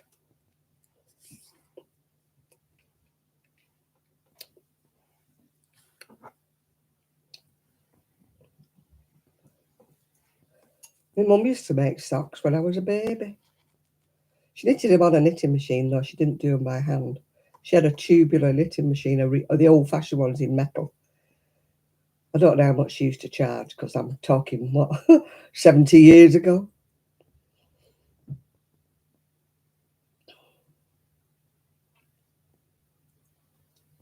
Oh, yeah, people say that to me. Will you make me a bedspread? I said, no, I won't. I got a message on Facebook that I ignored. Would I make her 4 blankets? I thought, phew, yeah, right. A friend of mine said you might make them. I thought, phew, a friend of yours told you wrong.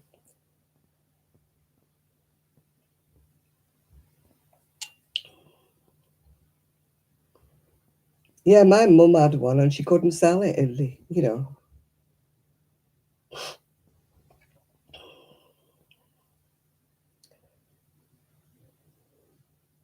I, I want to sell what I've got made up already, but I do not want to take any orders anymore because I always get the misshapen people that weigh about £600. And they always want everything with pockets. What's this obsession about a cardigan with pockets? I'm like, no, it doesn't have pockets. What do you want pockets for?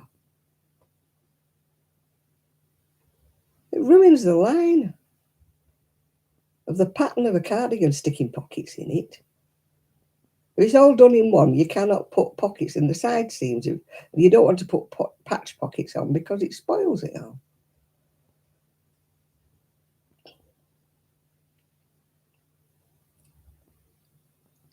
No, the only blankets I make would be for a baby. That's about my size. I made myself a lap blanket for me the scooter, but I did it in double yarn. I crocheted it with double knit done double. I must admit, I do tuck it round me at night when I'm sat on my recliner. But I wouldn't make one for anybody.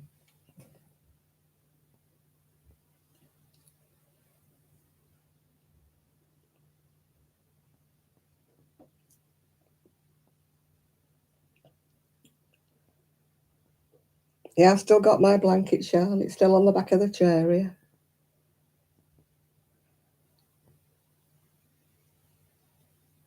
I can't understand how people make blanket after blanket after blanket after blanket. What do they do with them? Do they give them all away or what? How many blankets do you need on your sofa? Unless you've got about 6 people living in the house that want a blanket each. I mean, what? That's all some people make is just blankets. And I'm like, can't understand it. I mean, I watch a lovely lady, man, she talks really, really fast. She's called Amora. And every time she sees something, she'll go, oh, that'll make a lovely scarf. And I'm thinking, how many scarves do you want, Amora? How many scarves do you have? Yeah. Oh, and if I have no heat, I'm going to buy one of them that you plug in. They cost about 4p an hour to run.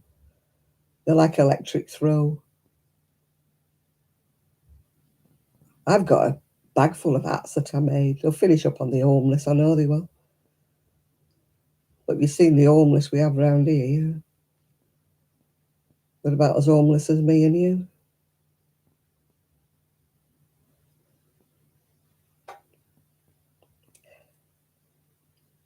Yeah, they're called electric oven, like an oven. They don't put, not for on the bed. You plug them in, and it's an over thing that you like you put round you while you sat on the sofa, and you plug them in, and they cost about 4p an hour to run. No, not electric blankets. Electric blanket goes on your bed. These are electric throws. They're not meant to go on your bed at all. It is like a posh heat pad, yeah.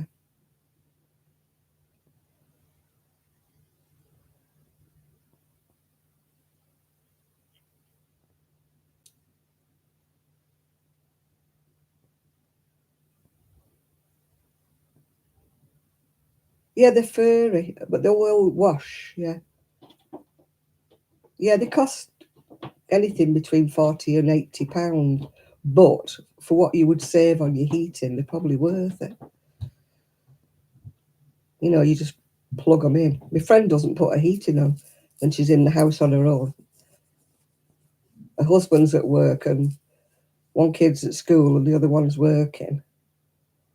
And she just puts it on, yeah.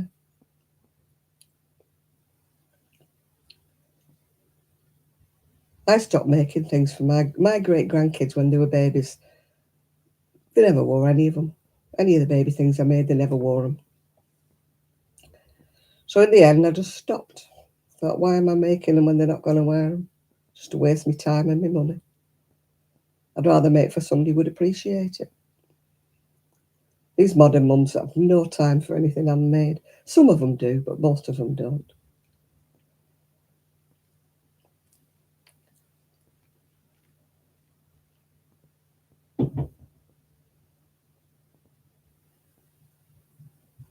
Yeah, I think they call a heated throw. They sell them on Amazon, they sell them on Dunelm, sell them, I think Argos sell them.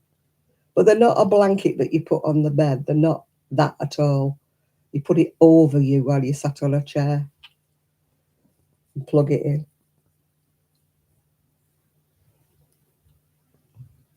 Oh, something keeps flashing.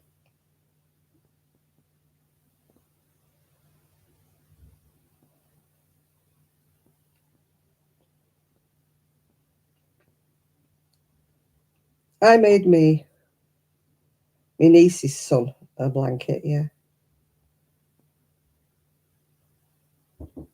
Yeah, I don't like sleeping with an electric blanket because when I used to have an electric blanket, I used to forget to switch it on before I got into bed.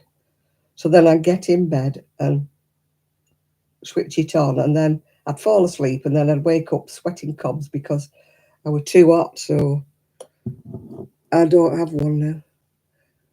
Bye bye, night night. I hope they let you out soon for good behaviour, Linda.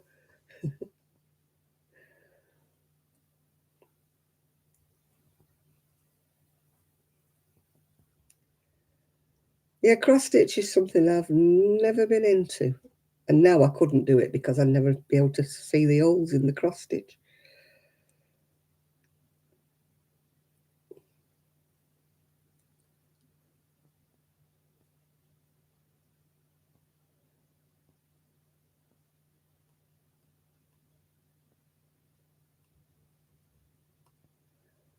Yeah. Makes me laugh. I watch a lady who was doing it's a centro, it's like an adding machine. And she was, oh, I have to put my drill on it. I can't be bothered doing it by hand. And I'm thinking, you lazy moo. You know, putting a drill on it to make it go faster. She's churning them out like sausages and selling them for I don't know how much. And I'm like, oh, really? Headbands she's making. I tell you, I couldn't give things like that away, never alone about sell them. I just don't have that customer base. And I'm definitely not doing Etsy ever again. Etsy are just robbing beggars. They're full of hidden costs. They tell you what they're going to charge you, and then they add this on and that on and the other on, and when you get your money, they've took more than what they say. I've never been into cross stitch.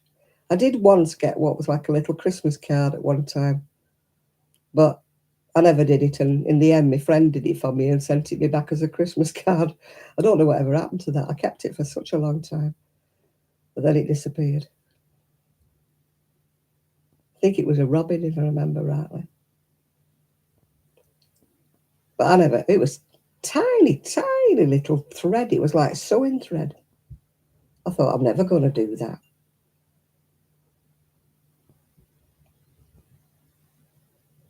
I've got no patience for anything like that. It's like with that 5D. But his sticky stuff, I've no patience with that. They'll be all over the floor and I've tipped them over.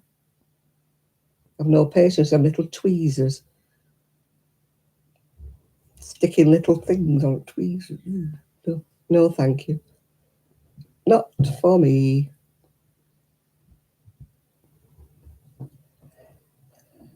I used to like doing jigsaws, but I can't bend over with my neck and my back.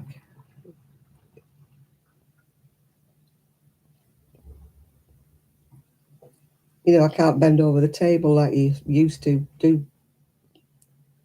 Oh, my left ear's burning. Somebody's talking about me. Which one of you is it? Which one of you hates me?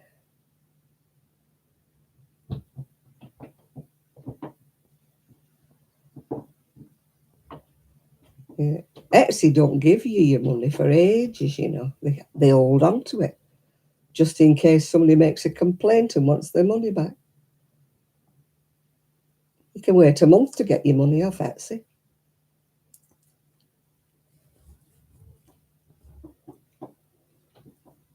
I've not sold anything on, well, I haven't even tried to sell anything on eBay for a long time. Every time I try to put anything crocheted or whatever on eBay, I never sell it. Never sell it.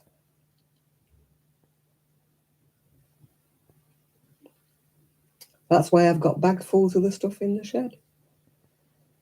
What I'm going to do with it all at one time, I don't know. I've put it on Instagram and it didn't sell. I said on my YouTube, if anybody's interested, this is so much. Nobody's interested. Nobody asks me. All they say is, do you have the pattern? And half of the time, by the time they get the pattern, they buy the wool. It would cost them more than what I was selling it for. But still, never mind. I've given up at the moment. I was certainly not doing any orders. Certainly not doing orders.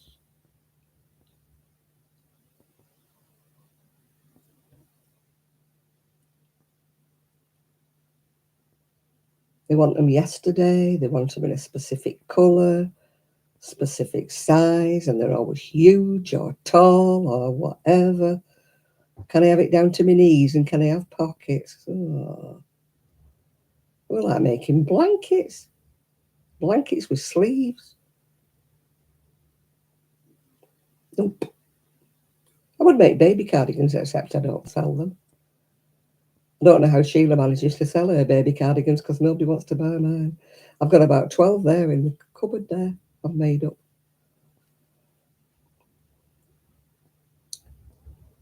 Oh, they're pretty. Oh, they're beautiful. Do you have the pattern?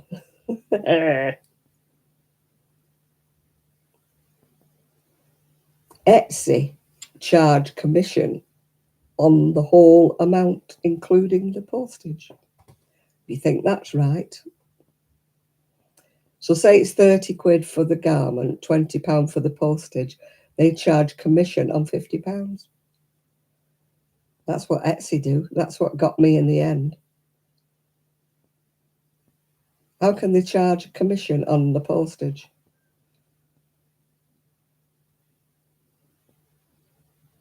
It kills anybody who's a small person. It kills them.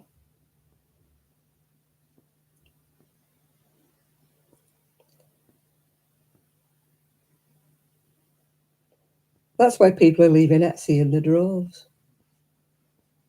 The number of people who used to sell on Etsy that don't anymore. Oh, they hold on your money, yeah. Even Sheila found that out. They hold on to it for a month just in case anybody complains and says they want their money back.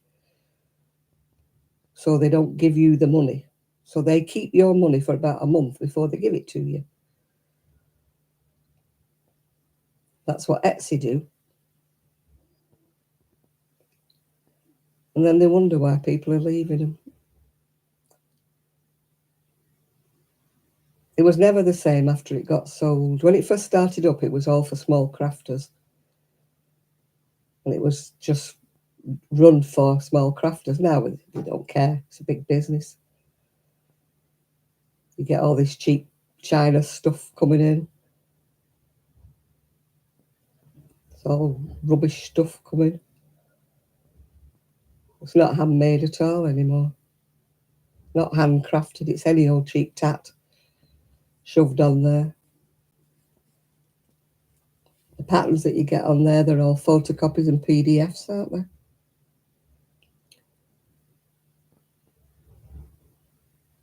They don't bother about things like copyright or out like that. Somebody could buy, if I had a pattern, somebody could buy one of my patterns, photocopy it and sell PDFs on Etsy, and they don't do anything about it.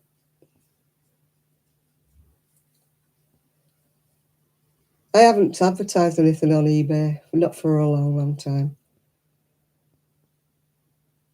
I used to advertise dresses, that I didn't want anymore.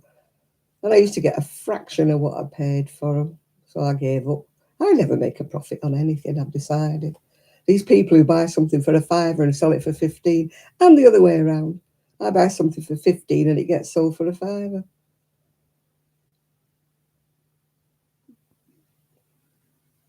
Oh no, it used to be all right, Etsy. I used to sell tons of stuff on Etsy.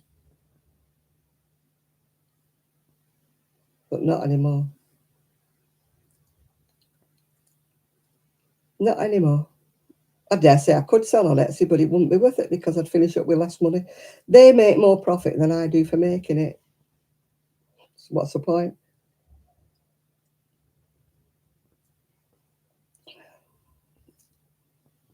I'm not donating my profits to a big company like Etsy.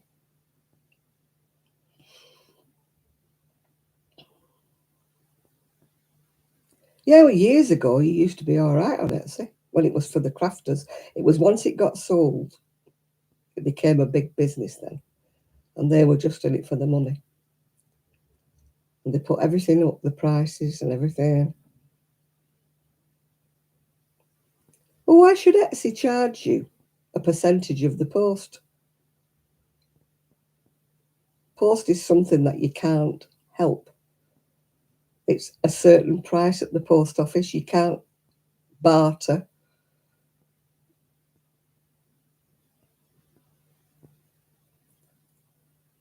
Yeah, they got greedy, Etsy. I'm surprised they're still in business, actually, because so many decent people have left it. Loads and loads of people are saying, no, I used to sell on Etsy, but now I don't. Yeah. Folksy, I think it is. I've never even tried to sell on Folksy. Yeah.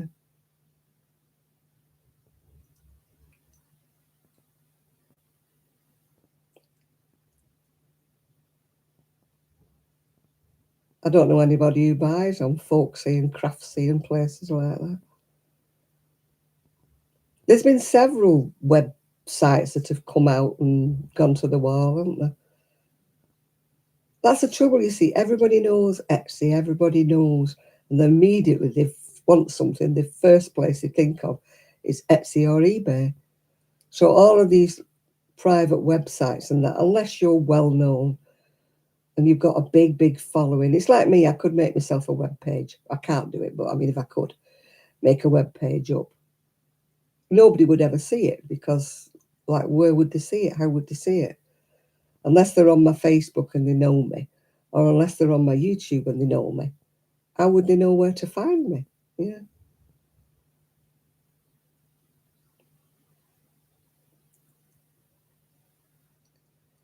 And people say, oh, sell on Vinted, but Vinted are not interested unless you're selling second-hand stuff.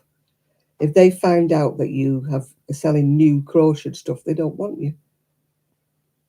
They kick you off, yeah. Yeah, my aunt used to be a tailoress. It used to be cheaper, didn't it, at one time to get fabric, like on the market, or I was seeing the price of fabric lately. Oh, dear. You can't make yourself a nice cheap dress up anymore. The fabric cost is a bomb. Then you've got to sew it all, haven't you? And patterns, have you seen the price of paper patterns? They're about £10, £12 for a paper pattern. You might only use it once. And then you're paying how much? £12, £15 a metre for your material. I mean, that's like, what, 30, 50 quid before you even start, isn't it? You can go buy a dress for that without having the faff of sewing it. And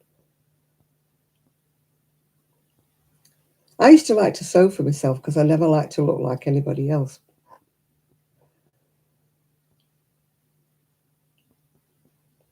Yeah, I used to like to be different.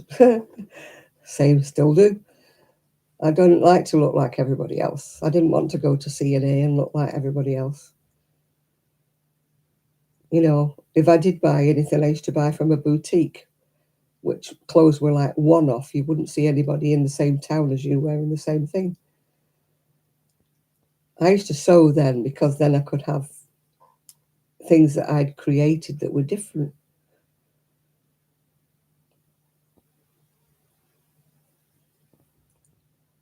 Yeah, we were just talking about that, Munchkin. I normally like anything that Stitched by Mrs. D does. But she bought that tatty blinking duvet thing that was all ripped and made bags out of it. That's the one lot of bags that she's made that I've never wanted one.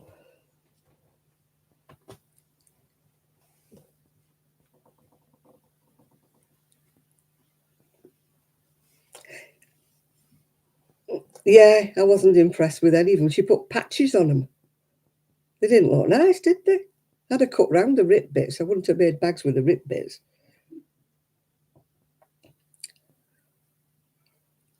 I mean, the first ones she did, they were nice, weren't they? The ones with that paper printing thing. They were nice. But the ones from that tatty duvet were horrible. I bet she sold them, though. I bet people bought them. But I looked at them and thought, nah, I wouldn't give you tuppence for them. Big square patches on them she'd sewn round them. Yeah, the first one was nice. That was worth. They all sold it. Oh, my God. I wouldn't have wanted one if anybody had bought me one. I'd have thought, oh, no. Not with a patch on it. She just sewed round a patch, didn't she? Oh, no. She kept saying, oh, I think they look lovely. I thought, no, they don't. They look tat. If any of us had made them, people would have said, are you joking? Are you having a laugh? Yeah. As I say, normally I like all of her bags, and I think all of her bags are gorgeous normally. But this last lot, no.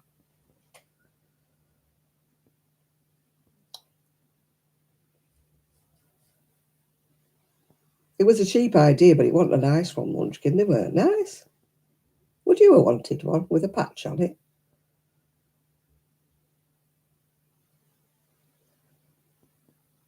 Zigzags over the rip bits. Would you have wanted one? No, neither would I. But somebody bought them.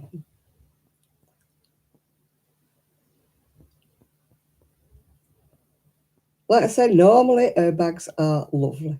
I mean, her cat bags were nice, her reindeer bags. Oh no, I can't understand the ripped jeans, no. Well, they pay a fortune for them. They're buying them with rips in, aren't they? They must be crazy. God, I don't like anything with a rip in it.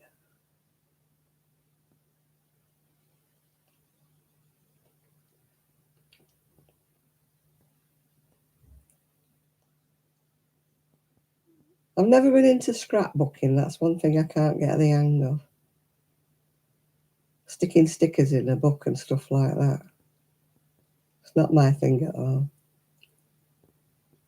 Bits of washi tape and stuff, nah, not my thing at all. Some people like doing it.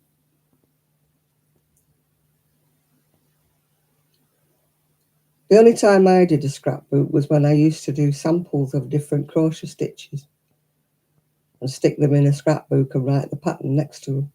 But that didn't last long.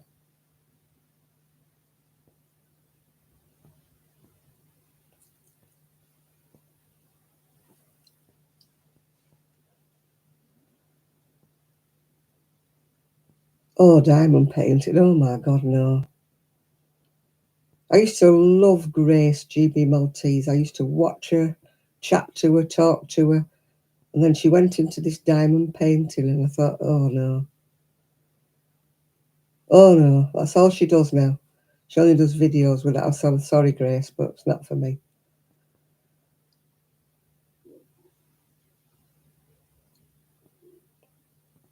I watch a lady that lives on a narrowboat and she does fantastic stuff in a scrapbook, but she draws and she writes a poem and she draws the birds and whatever it is she's seen.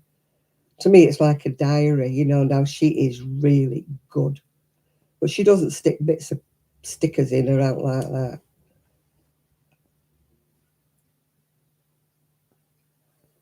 Yeah, narrowboat, what's she called? Narrowboat or something. She's a lovely lady, yeah. She lives on a boat with her dog Zephyr.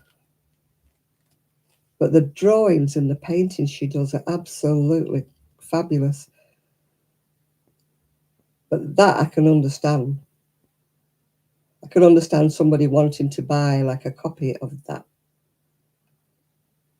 No, I can't understand junk journaling where you stick bits of stickers in and bits of washi tape and stuff. I just don't understand it at all. I can understand the scrapbook where you stick tickets in.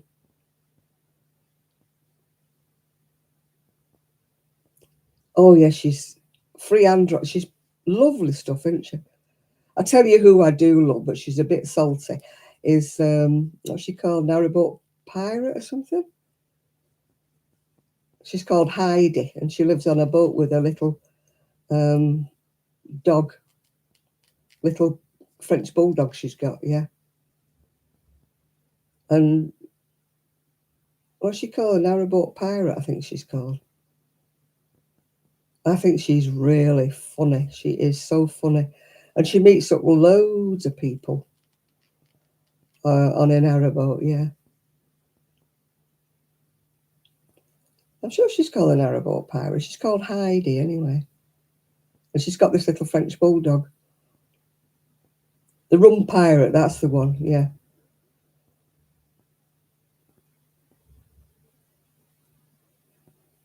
Yeah, she's good, isn't she, that lady on the narrowboat? She is really good. Narrowboat pirate, I think she's called her boat's called the Rum Wench. But I think she's called the narrowboat pirate. She's been across the Mersey, she's been across everywhere on the big on her boat. I'm just trying to think of her name.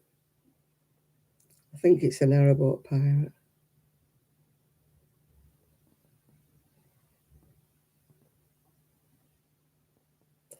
Narrowboat Pirate, she's called, I think. Yeah, the Narrowboat Pirate.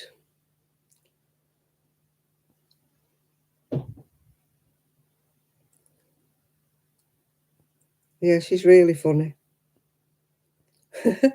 She drinks a lot of rum and she does ditties from the back of the boat. Yeah, yeah. Mindful Narrowboat. She's the one that does the drawing and that. And Narrowboat Pirate is the one that drinks the rum and she does single handed. Bonnie, that's her dog. It's called Bonnie. It's a little French bulldog. But she's funny. I love watching her. She's a bit salty, you know. She a bit colourful sometimes with her language, but I do love watching her. Yeah. I used to like watching the Silver Foxes, but then they sold the boat, didn't they, and went and bought a farm somewhere up in Scotland. They're not as interested now.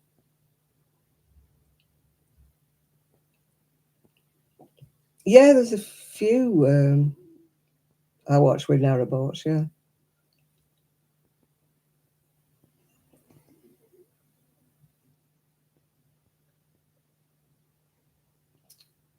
Well, Trev that came used to come on here. He hasn't been on. I keep sending him messages. He never answers me. He lives on a narrowboat some of the time. Don't think he lives on it 100% of the time. I think he lives with his sister. I think when it's winter. I sent him loads of messages. Well, where my niece has gone to live, she lives right near the marina. I'll be having a look at the boats while I'm there. Apparently, from her back garden, she can see the canal. Yeah,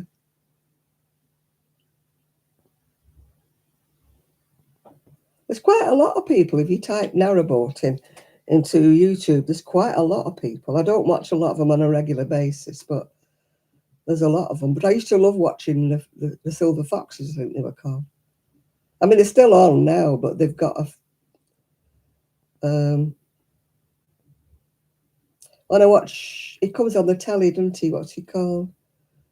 Oh, he's got a really scruffy narrowboat. Rob Cummins, I think he's called. I don't know whether he's got a YouTube, um, but he's on the telly with his narrowboat. Yeah, I think he's called Rob Cummins. Yeah, spiders. Yeah, I've been on a boat on the Norfolk Broads, but it wasn't a narrowboat. Yeah, I wouldn't mind a holiday on a narrowboat with somebody else steering. Yeah, but I'd never be able to manage the locks and that. It's very hard work, winding them things and doing all the narrowboating.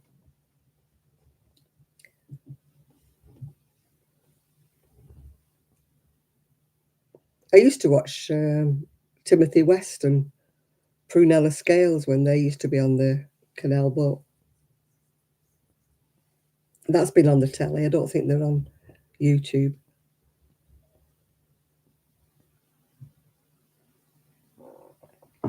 There's quite a thing over here in the UK, Chris. There's quite a lot of canals that have been redone. Still a lot more that are not passable, but yeah, he died recently. Yeah, I always thought Prunella would go first because she had Alzheimer's, didn't she, or dementia, one of the two. But he was older than her. I think he was about 90, wasn't he? They did well though. They used to do canal barging up to a couple of years ago. Yeah, yeah. He died about a month or two ago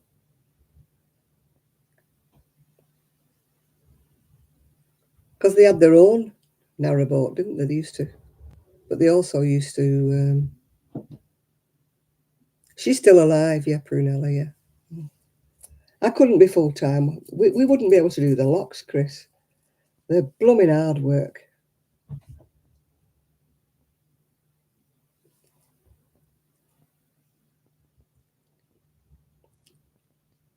I mean, I'd live in a tiny house, but I'd have to have another tiny house for me wool.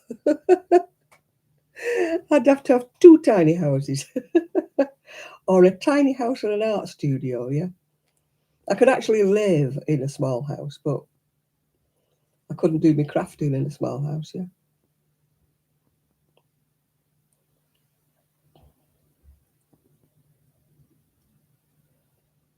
It's hard work. That mindful narrowboat, she got stuck. You know, there's lots of, like you said, shopping trolleys and everything. She got stuck somewhere. She got grounded because it was too shallow where she was, yeah.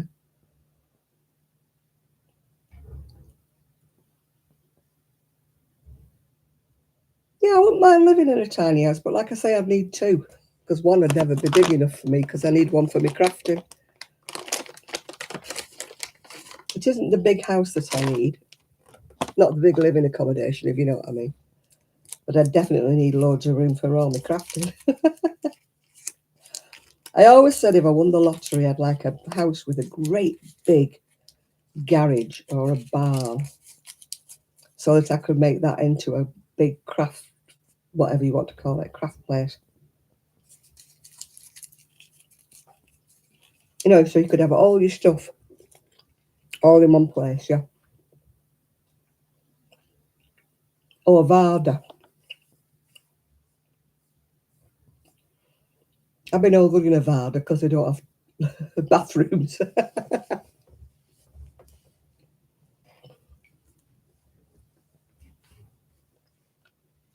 I've been all good on a narrowboat and you have to go and pump your toilet out, yeah.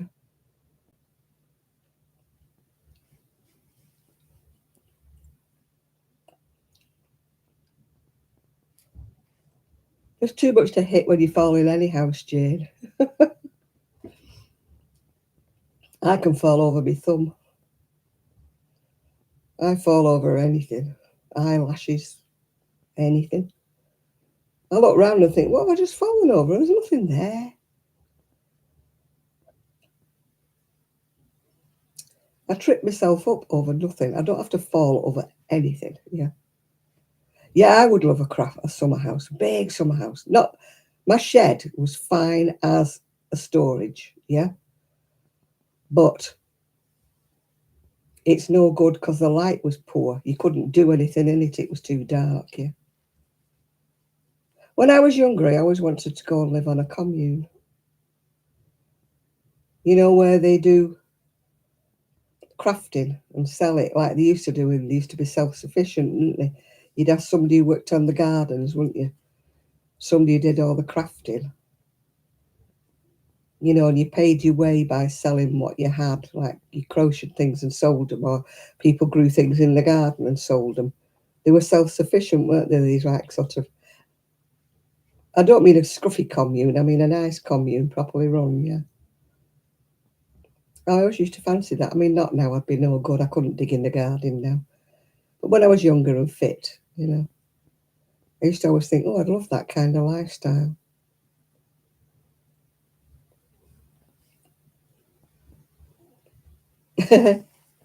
We'll join the Amish. We might have to make quilts though, Munchkin, and we might be no good at that. Make jam and stuff. They wouldn't have me in the Amish.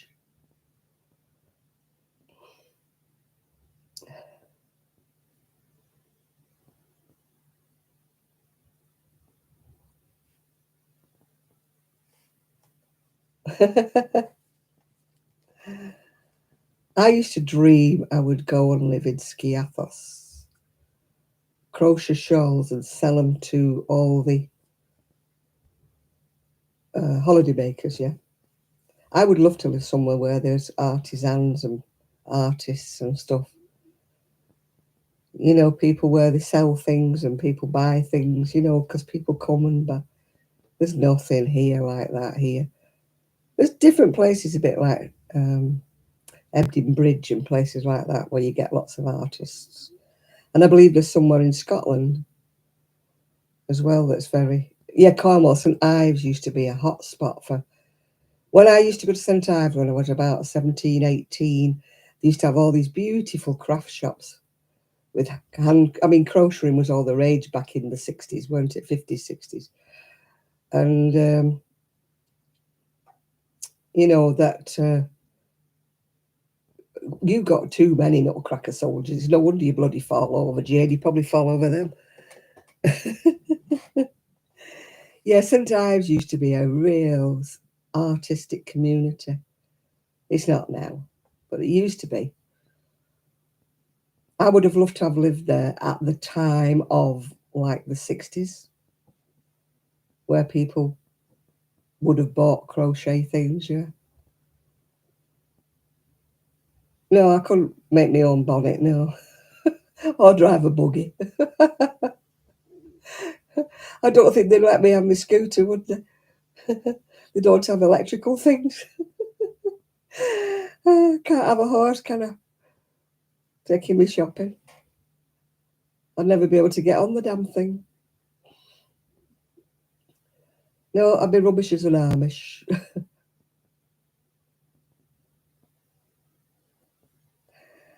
Yeah,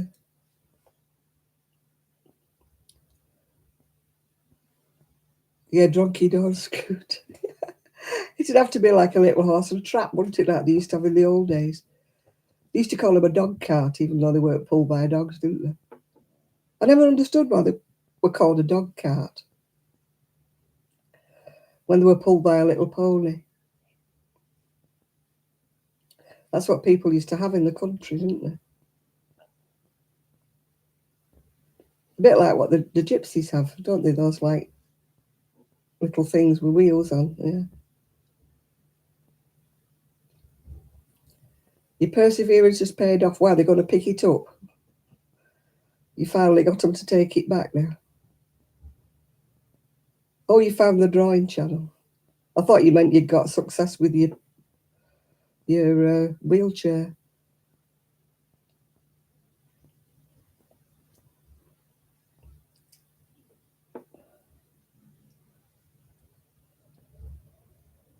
I remember reading a book when I was a kid, and there was a saying in it that stuck in my mind. And this bloke said, perseverance, cork, and glue. And I cannot remember where it came from. I've tried Googling it, and it doesn't come up with anything. But yet it sticks in my mind. Perseverance, cork, and glue. But I definitely remember reading that in a book when I was a little kid. But no, Google doesn't know anything about it. And Google's usually quite good with quotations, but obviously I've either remembered it wrong or I've made it up in my head or something because I don't know where it came from.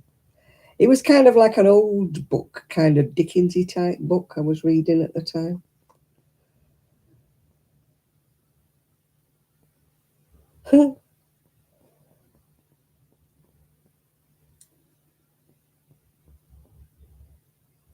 You've not got the red hair still, have you, Shan?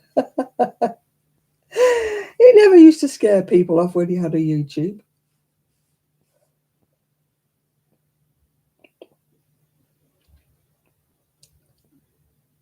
God, I thought I was losing my hair today. I washed it and I conditioned it, but I could not get my comb through it. It was coming out in chunks, my hair. I thought, God, I'm going to have no hair in a bit.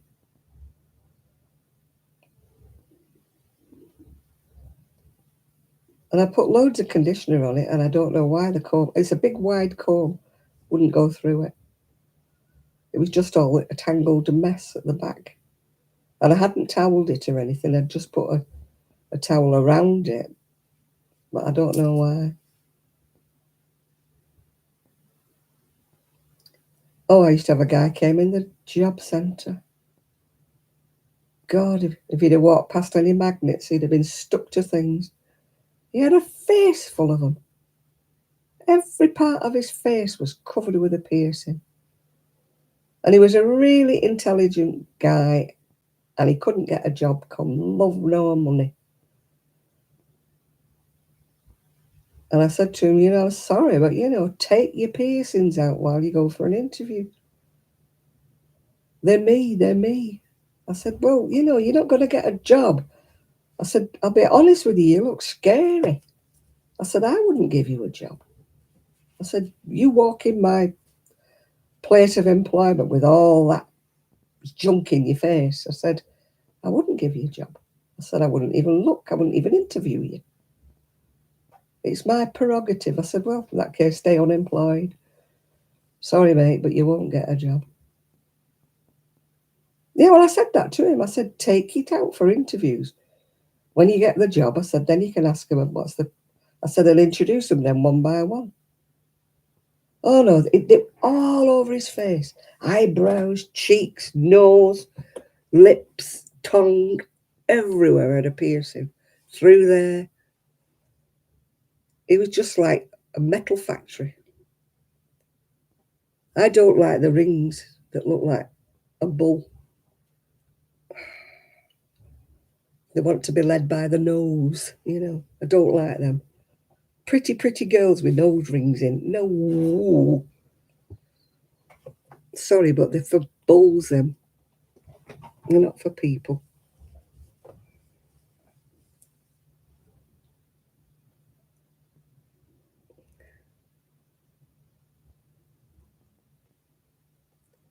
No, the employers wouldn't employ him. They've got...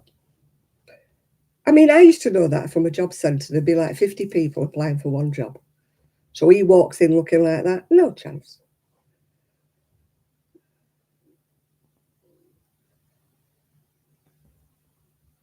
Yeah, those people who have their ears... I mean, Z has, don't you? Them great big... Oh,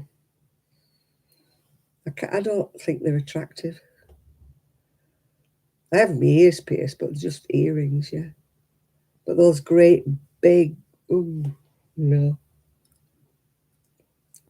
And the ones that... Oh, that tribe that have it cut like that and them great big saucers in.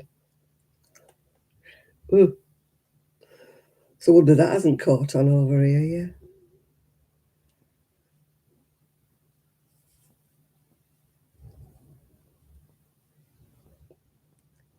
No, but they stretch, don't they? You know, the ones that have their ears, they stretch and they have to keep getting bigger and bigger plugs, don't they? Otherwise they fall out. Oh, I'm old-fashioned. I'm old-fashioned.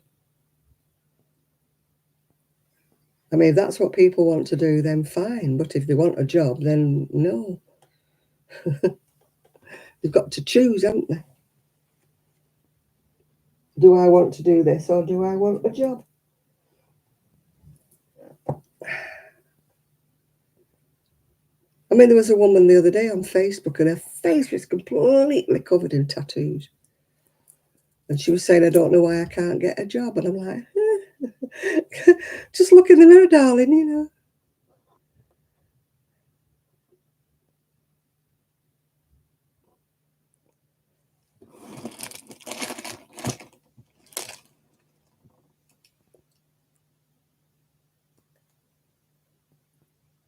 Well, it's like that with all these.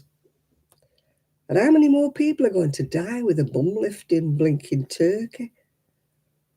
Are they stupid or what?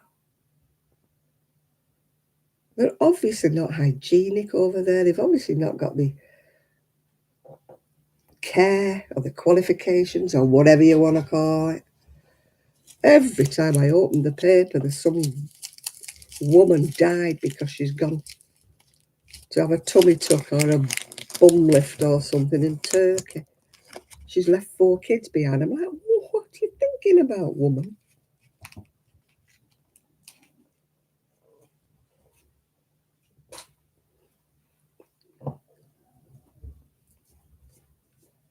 I just...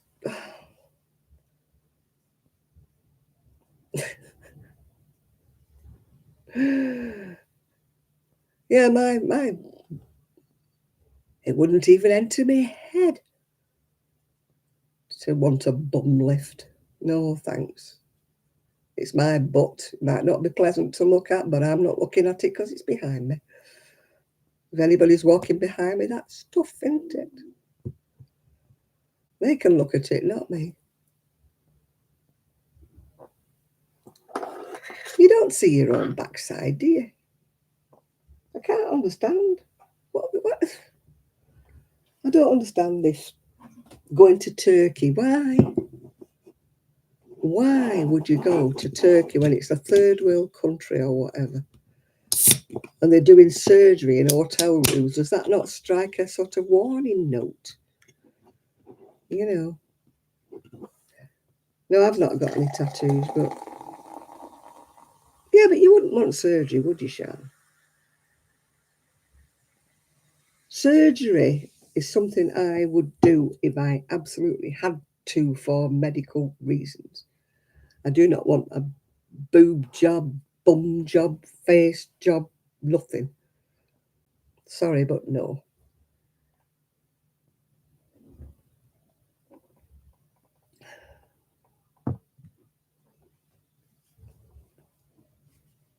No, I've only got one piercing in my ears, that's all. I was about 35 before I had them pierced.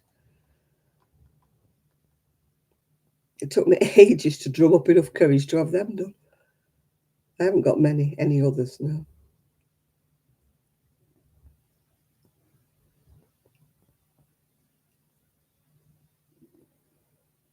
No. If people want tattoos, fine, but put them where they don't really show, you know. There's one old bird that comes to the dances and things that we go to, and she's got this massive rose on her back. And she's well past the age for off the shoulder dresses, you know, she's well past it. But she always has to wear one like to show this tattoo off. And I'm like, oh, for God's sake, you'll never see 70 again. Cover up.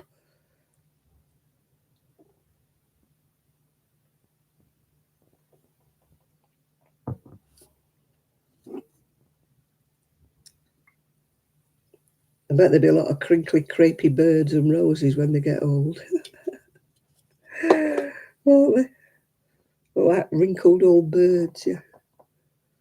Wrinkled old roses that look like they've been dried. Plus the fact they fade, yeah.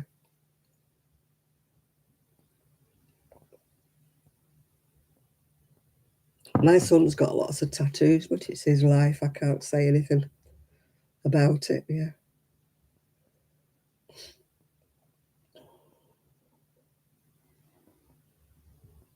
And we went away on holiday once with a couple, and I was rather shocked when he took his top off and he had Janet written on his arm.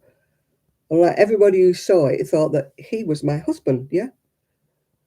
And it was his first wife had died, so I can understand it. But I mean, it mustn't have been nice for his second wife to see his first wife's name written across his arm. Mm.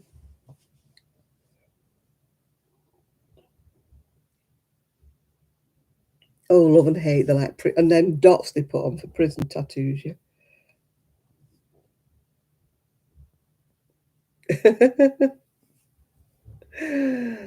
Yeah. Well, they do. I mean, your boobs stretch out of shape as you get older.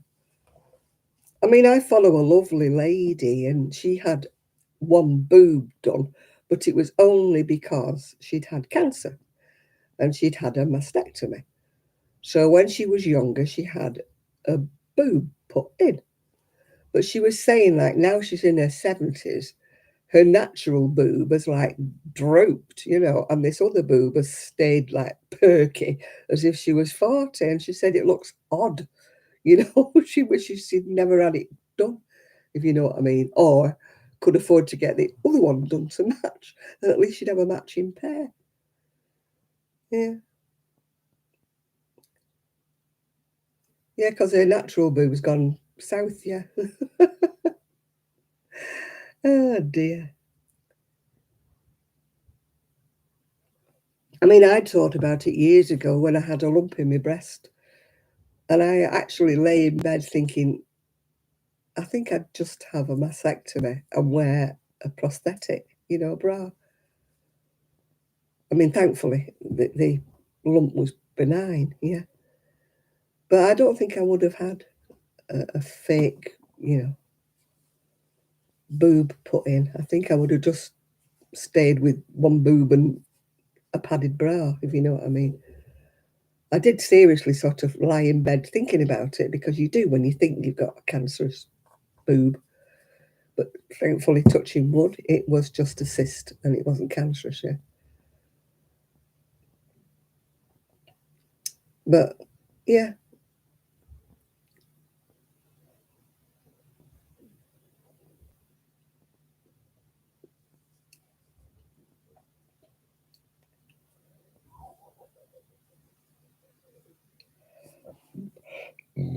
Oh, excuse me. No, I wouldn't want anybody's name tattooed on me.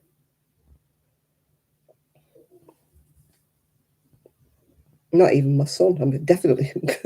I'm glad I never put my ex-husband's name on me, and he never did. He's got no tattoo, as far as I know. I mean, he might have got tattoos since he left, but I doubt it.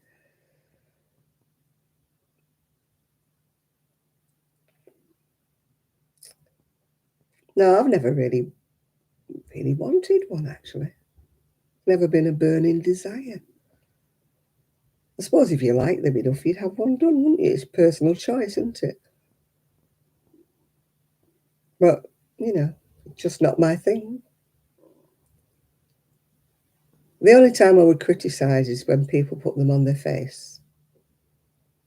That I really object to. I really don't like when they do them on their face. I mean, we used to have a few down at Salford Job Centre with cut ear written across here, you know, and I'm like, oh, please. That is so tatty, you know.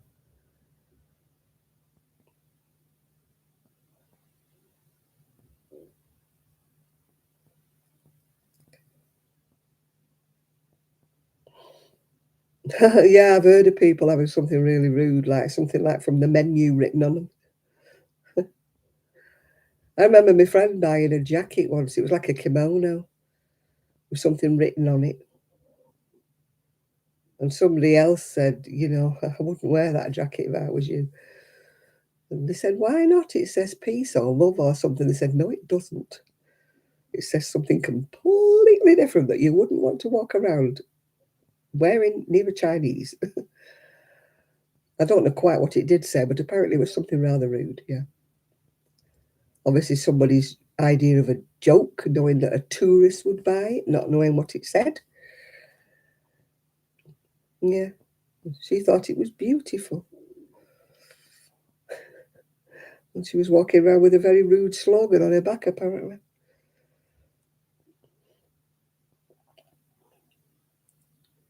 Yeah, you have a tattoo done when it's not confirmed what it is. You could be walking around with, you know, what's it, Chinese chow mein or something written on your arm, couldn't you?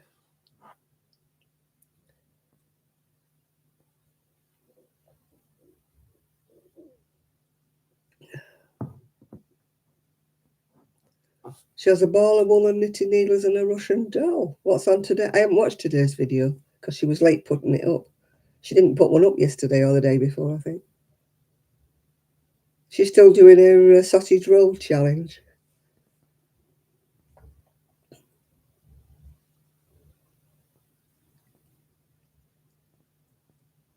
Wish James had stopped fiddling about with his hair. He's fiffing with his hat off and doing all that with his neck.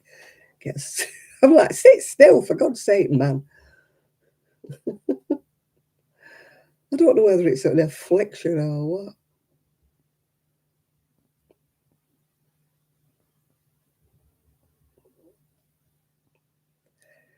James, Stitched by Mrs. D's husband, they're doing sausage roll challenges, but when he sits next to her, he fidgets all the time and he's moving his head around and putting his hat on and off and messing with his hair. And I feel like, sit still.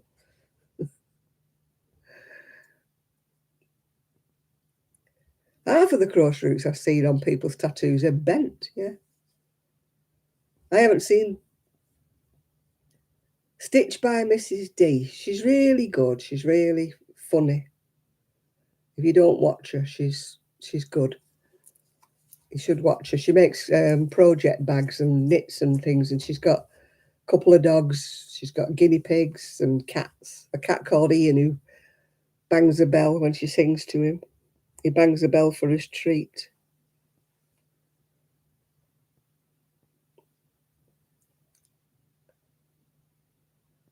Yeah, I like watching her, but I wish James would sit still, her husband.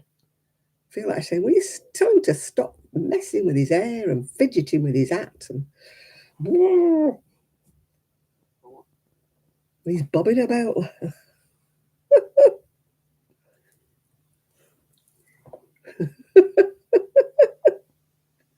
That's all he does all the time.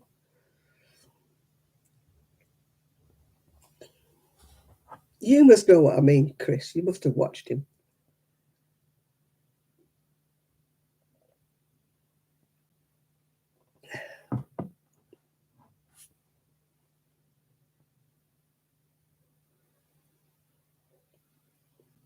Did you see this year? She pulled one down from the loft and bit into it, and it was really horrible. She bit into a Santa from last year that she put up in the loft, but it had all like gone melted and gone all white and horrible. But she insisted on nibbling it.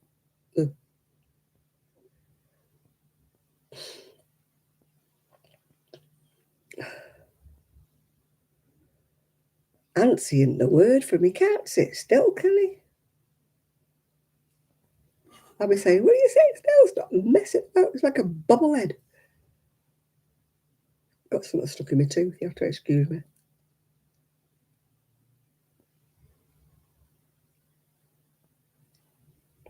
Got it. No, I don't think it's just a habit he's got, I think. I don't think it's a tick. It's just a habit. He moves about all the time and messes with his hair and his hat. And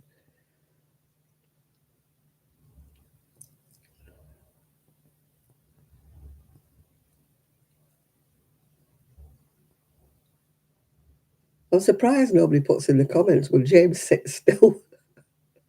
I mean, they say other things, but I'm surprised. Oh, I felt sorry for Leslie. You know, Leslie, not quite enough yarn. She's going through chemotherapy. And she's losing her hair and she's really brave about it all. And somebody had put in the comments that she looked like crap. And I thought, what a horrible thing to say when you know she's going through chemo. You don't say things like that.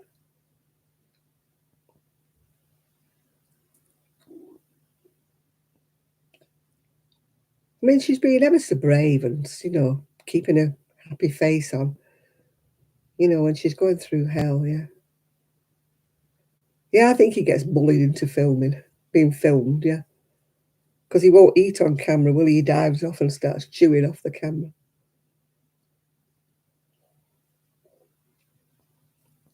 But have you ever watched Leslie? I mean, she's really going through it at the minute. But fancy somebody putting a comment saying you look like crap. She was really upset about it. If I'd have seen that comment, I'd have told him off. So don't be so blooming rude, yeah. That was so rude. When somebody's ill and going through all of that, what gives them the right to say things like that? Such a rude comment. It is, isn't it? You don't say. But I mean, look at that woman who put on that my teeth were dirty and I should do something about them. I thought, do you mind? Excuse me.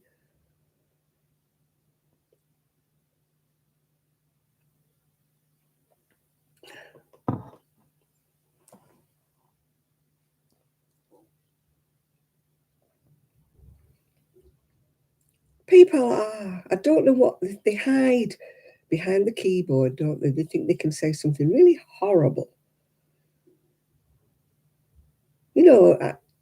I see things on YouTube that I don't like. I see things on YouTube that I think are awful. I just move along, you just go by it. You don't watch it, do you? You just go. You don't put something horrible on somebody's comments, do you? Well, I don't anyway, because I was better brought up, let's just say. I wasn't dragged up.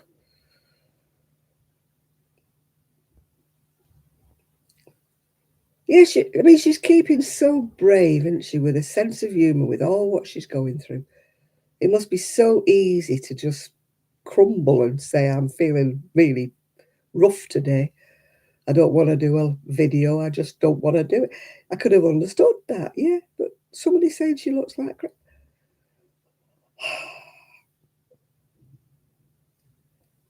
You know, sorry, but no.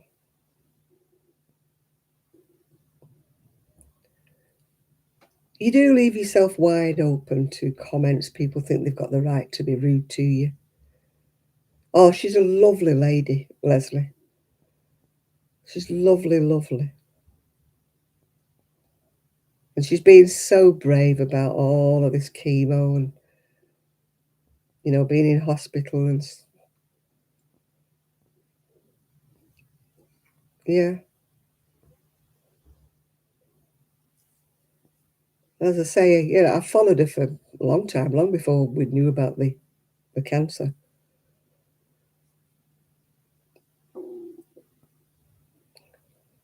But, like you said, people think they've got the right to be horrible. They hide behind the keyboard, don't they? Not quite enough. It's usually yarn. It's not quite enough. If you type in not quite enough with YouTube, you should get her. I think it's actually not quite enough yarn. But usually she says not quite enough. On each one she'll say time, not quite enough, whatever. She changes it kind of like every week. But it always starts off with not quite enough. I mean, she isn't looking well, but blimey, she's on chemo. She's not going to look like she's hunky-dory, is she? You know, would people go up to her in the street and say, my God, you look crap? You wouldn't, would you? You might privately go away thinking, oh, God, Leslie doesn't look good today, but you wouldn't say it to people's faces. This is what gets me is people,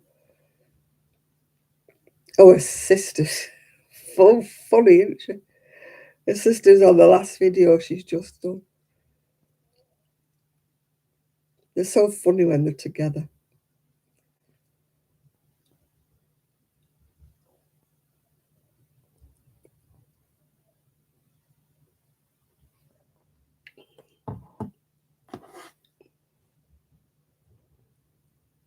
When they're talking about their childhood, and she's kind of, are you sure we were in the same family?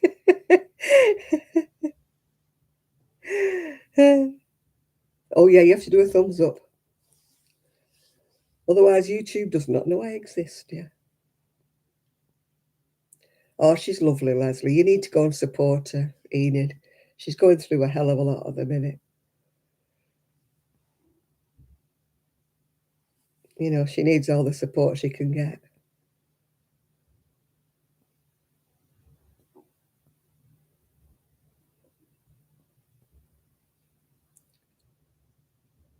YouTube crocheters are snobs? Well, I don't think I am.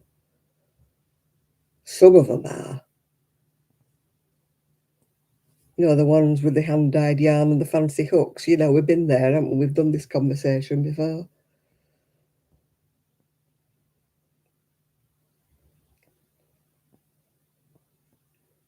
The ones who pay £60 for a hook and try to say it makes them a better crocheter. Excuse me, but no, it doesn't. You know me, crochet with what you feel comfortable with. Doesn't matter how much it costs or what brand it is. Immaterial, yeah. Immaterial. Doesn't make you a better crocheter. Yeah, well, I do. I mean, I've never criticised anybody for not using the same hook as I do. It's my personal choice. It suits me. Doesn't suit you, doesn't suit anybody. I would never say, oh, you can't crochet with that hook, that's a cheap hook. No, got nothing to do with anybody else. If you're quite happy with your hook, then you're quite happy with your hook. If you use red heart yarn, then fine by me. I don't use it because I don't live in America and it costs me a bomb to buy it over here. Not because I'd say it's no good. It's just we don't get it over here unless we pay a fortune for it. But if somebody only crochets with a cheap hook and red heart yarn, fine, fair enough. That's fine by me. I cannot be doing with snobby people. Oh, you've got to use merino, or you've got to have a likey hook or whatever it is. It cost about £60. Oh yeah, himself, yeah, and a little dog Heidi. Yeah,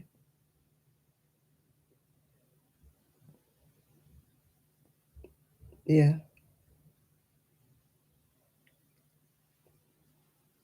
It's funny. There's three sisters, and there's only one of them got any children, isn't there?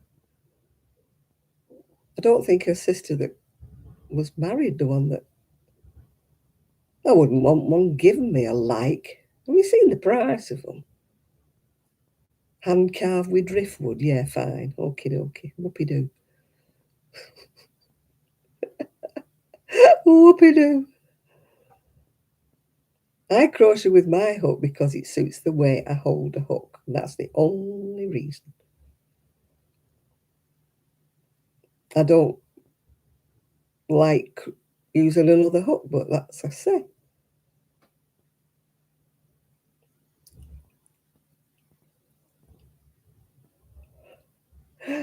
Yeah, I don't think I could use it, Jane, if anybody bought me one, because I used what I use, and it's just the way it suits my hand. You know, the grip or the way I crochet. If I try with a different hook, I can't do it. You know, sometimes there's one particular size, and maybe I can't get it in the hook that I use, and I have to use a different hook, and I can't crochet. And it's not me being snobby or anything, it's just I can't hold it. It just doesn't fit my hand properly. That's the only reason why.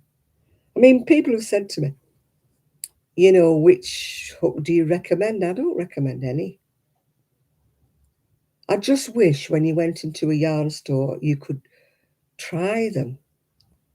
You know, that they had one that you could have a bit of a play with it, you know. It's, you know, then you would know if you liked it. They're all fastened up, aren't they? And in packages, and you can't get to them, you know. Yeah, I'm not very good with thin hooks because of the way I hang them. Yeah. Yeah, I grew up using Aero. It's just that I've changed as I used Aero for donkey's years, yeah. And then for some reason or another, I started using the ones I used and found out that that they work for me better. But before that, I used Aero for everything. I've tried nearly every kind of hook in the book and finished up. I gave Kelly most of them because if I can't use them, there's no point hanging on to them, is there?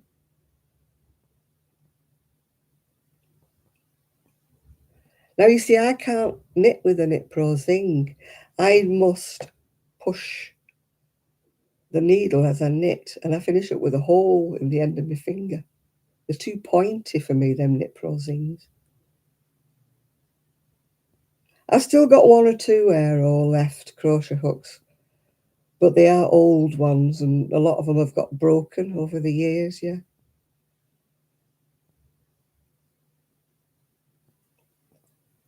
I mean, I used to sell Aero. A lot of my knitting needles are Aero, yeah. But they get broken because a lot of the bigger sizes are plastic and they got broken. Or even the metal ones got bent, you know. Things don't last forever, do they? But the Knit Pro Zing are too pointy for me. I really can't use them. They really hurt my fingers. And I wish I could use them because everybody else likes them.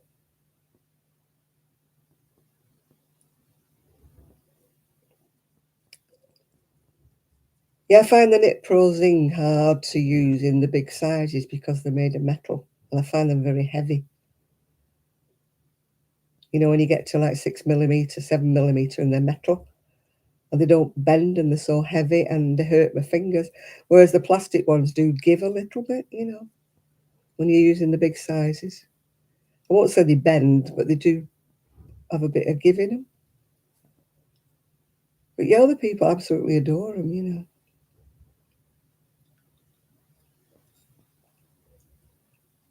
I'm not saying I'll never use them again because people say, you know, are you going to sell them? And I'm like, no, because Ephraim sent me a beautiful set, you know, and I keep them.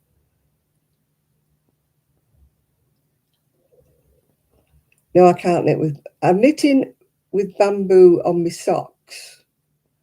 You know, my sets of 4 on the bamboo, but I can't knit on pairs of um, wooden and bamboo. I find that the wool it drags. Whereas with socks, it's a good idea because when I knit with, I've got Knit Pro metal sock needles and my stitches just slip off.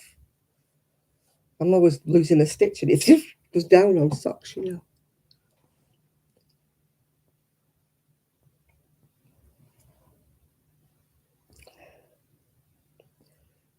You can still get aero knitting needle sets, but usually they're the short length ones.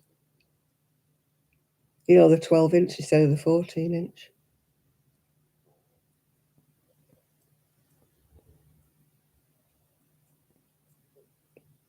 Well, it's been a change actually staying on. I didn't write anything on me. I was so convinced that it would go off on me that I didn't write anything. I just wrote, I'll try again or something on my YouTube. I didn't fill anything in. I didn't fill any links or anything like I normally do. I didn't fill any, what do they call it? You know, you put things where people can find you. I didn't write anything of that because I was so convinced it would go off. And my son was there saying, go on, try it while I'm in, and then I'll see whether it goes off or not. So let's hope I win my money back from the lottery today. And I can pay myself back out of my meagre savings.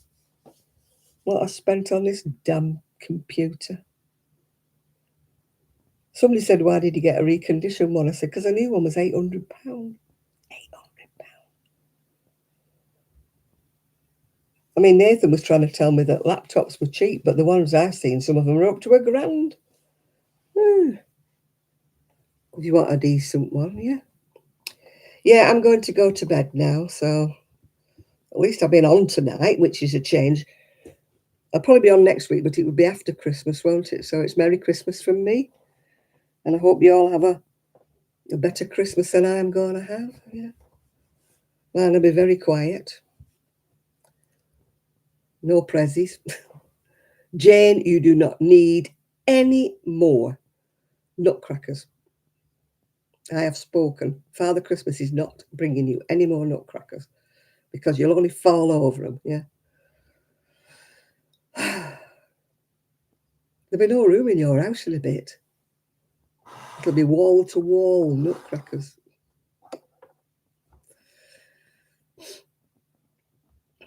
Right, I'm going to go now. Thank you all for keeping me company. And I will speak to you all very soon. If I can get my camera to actually charge up, you never know you're looking a raffle. You might actually get a video from me. She said, ever hopeful.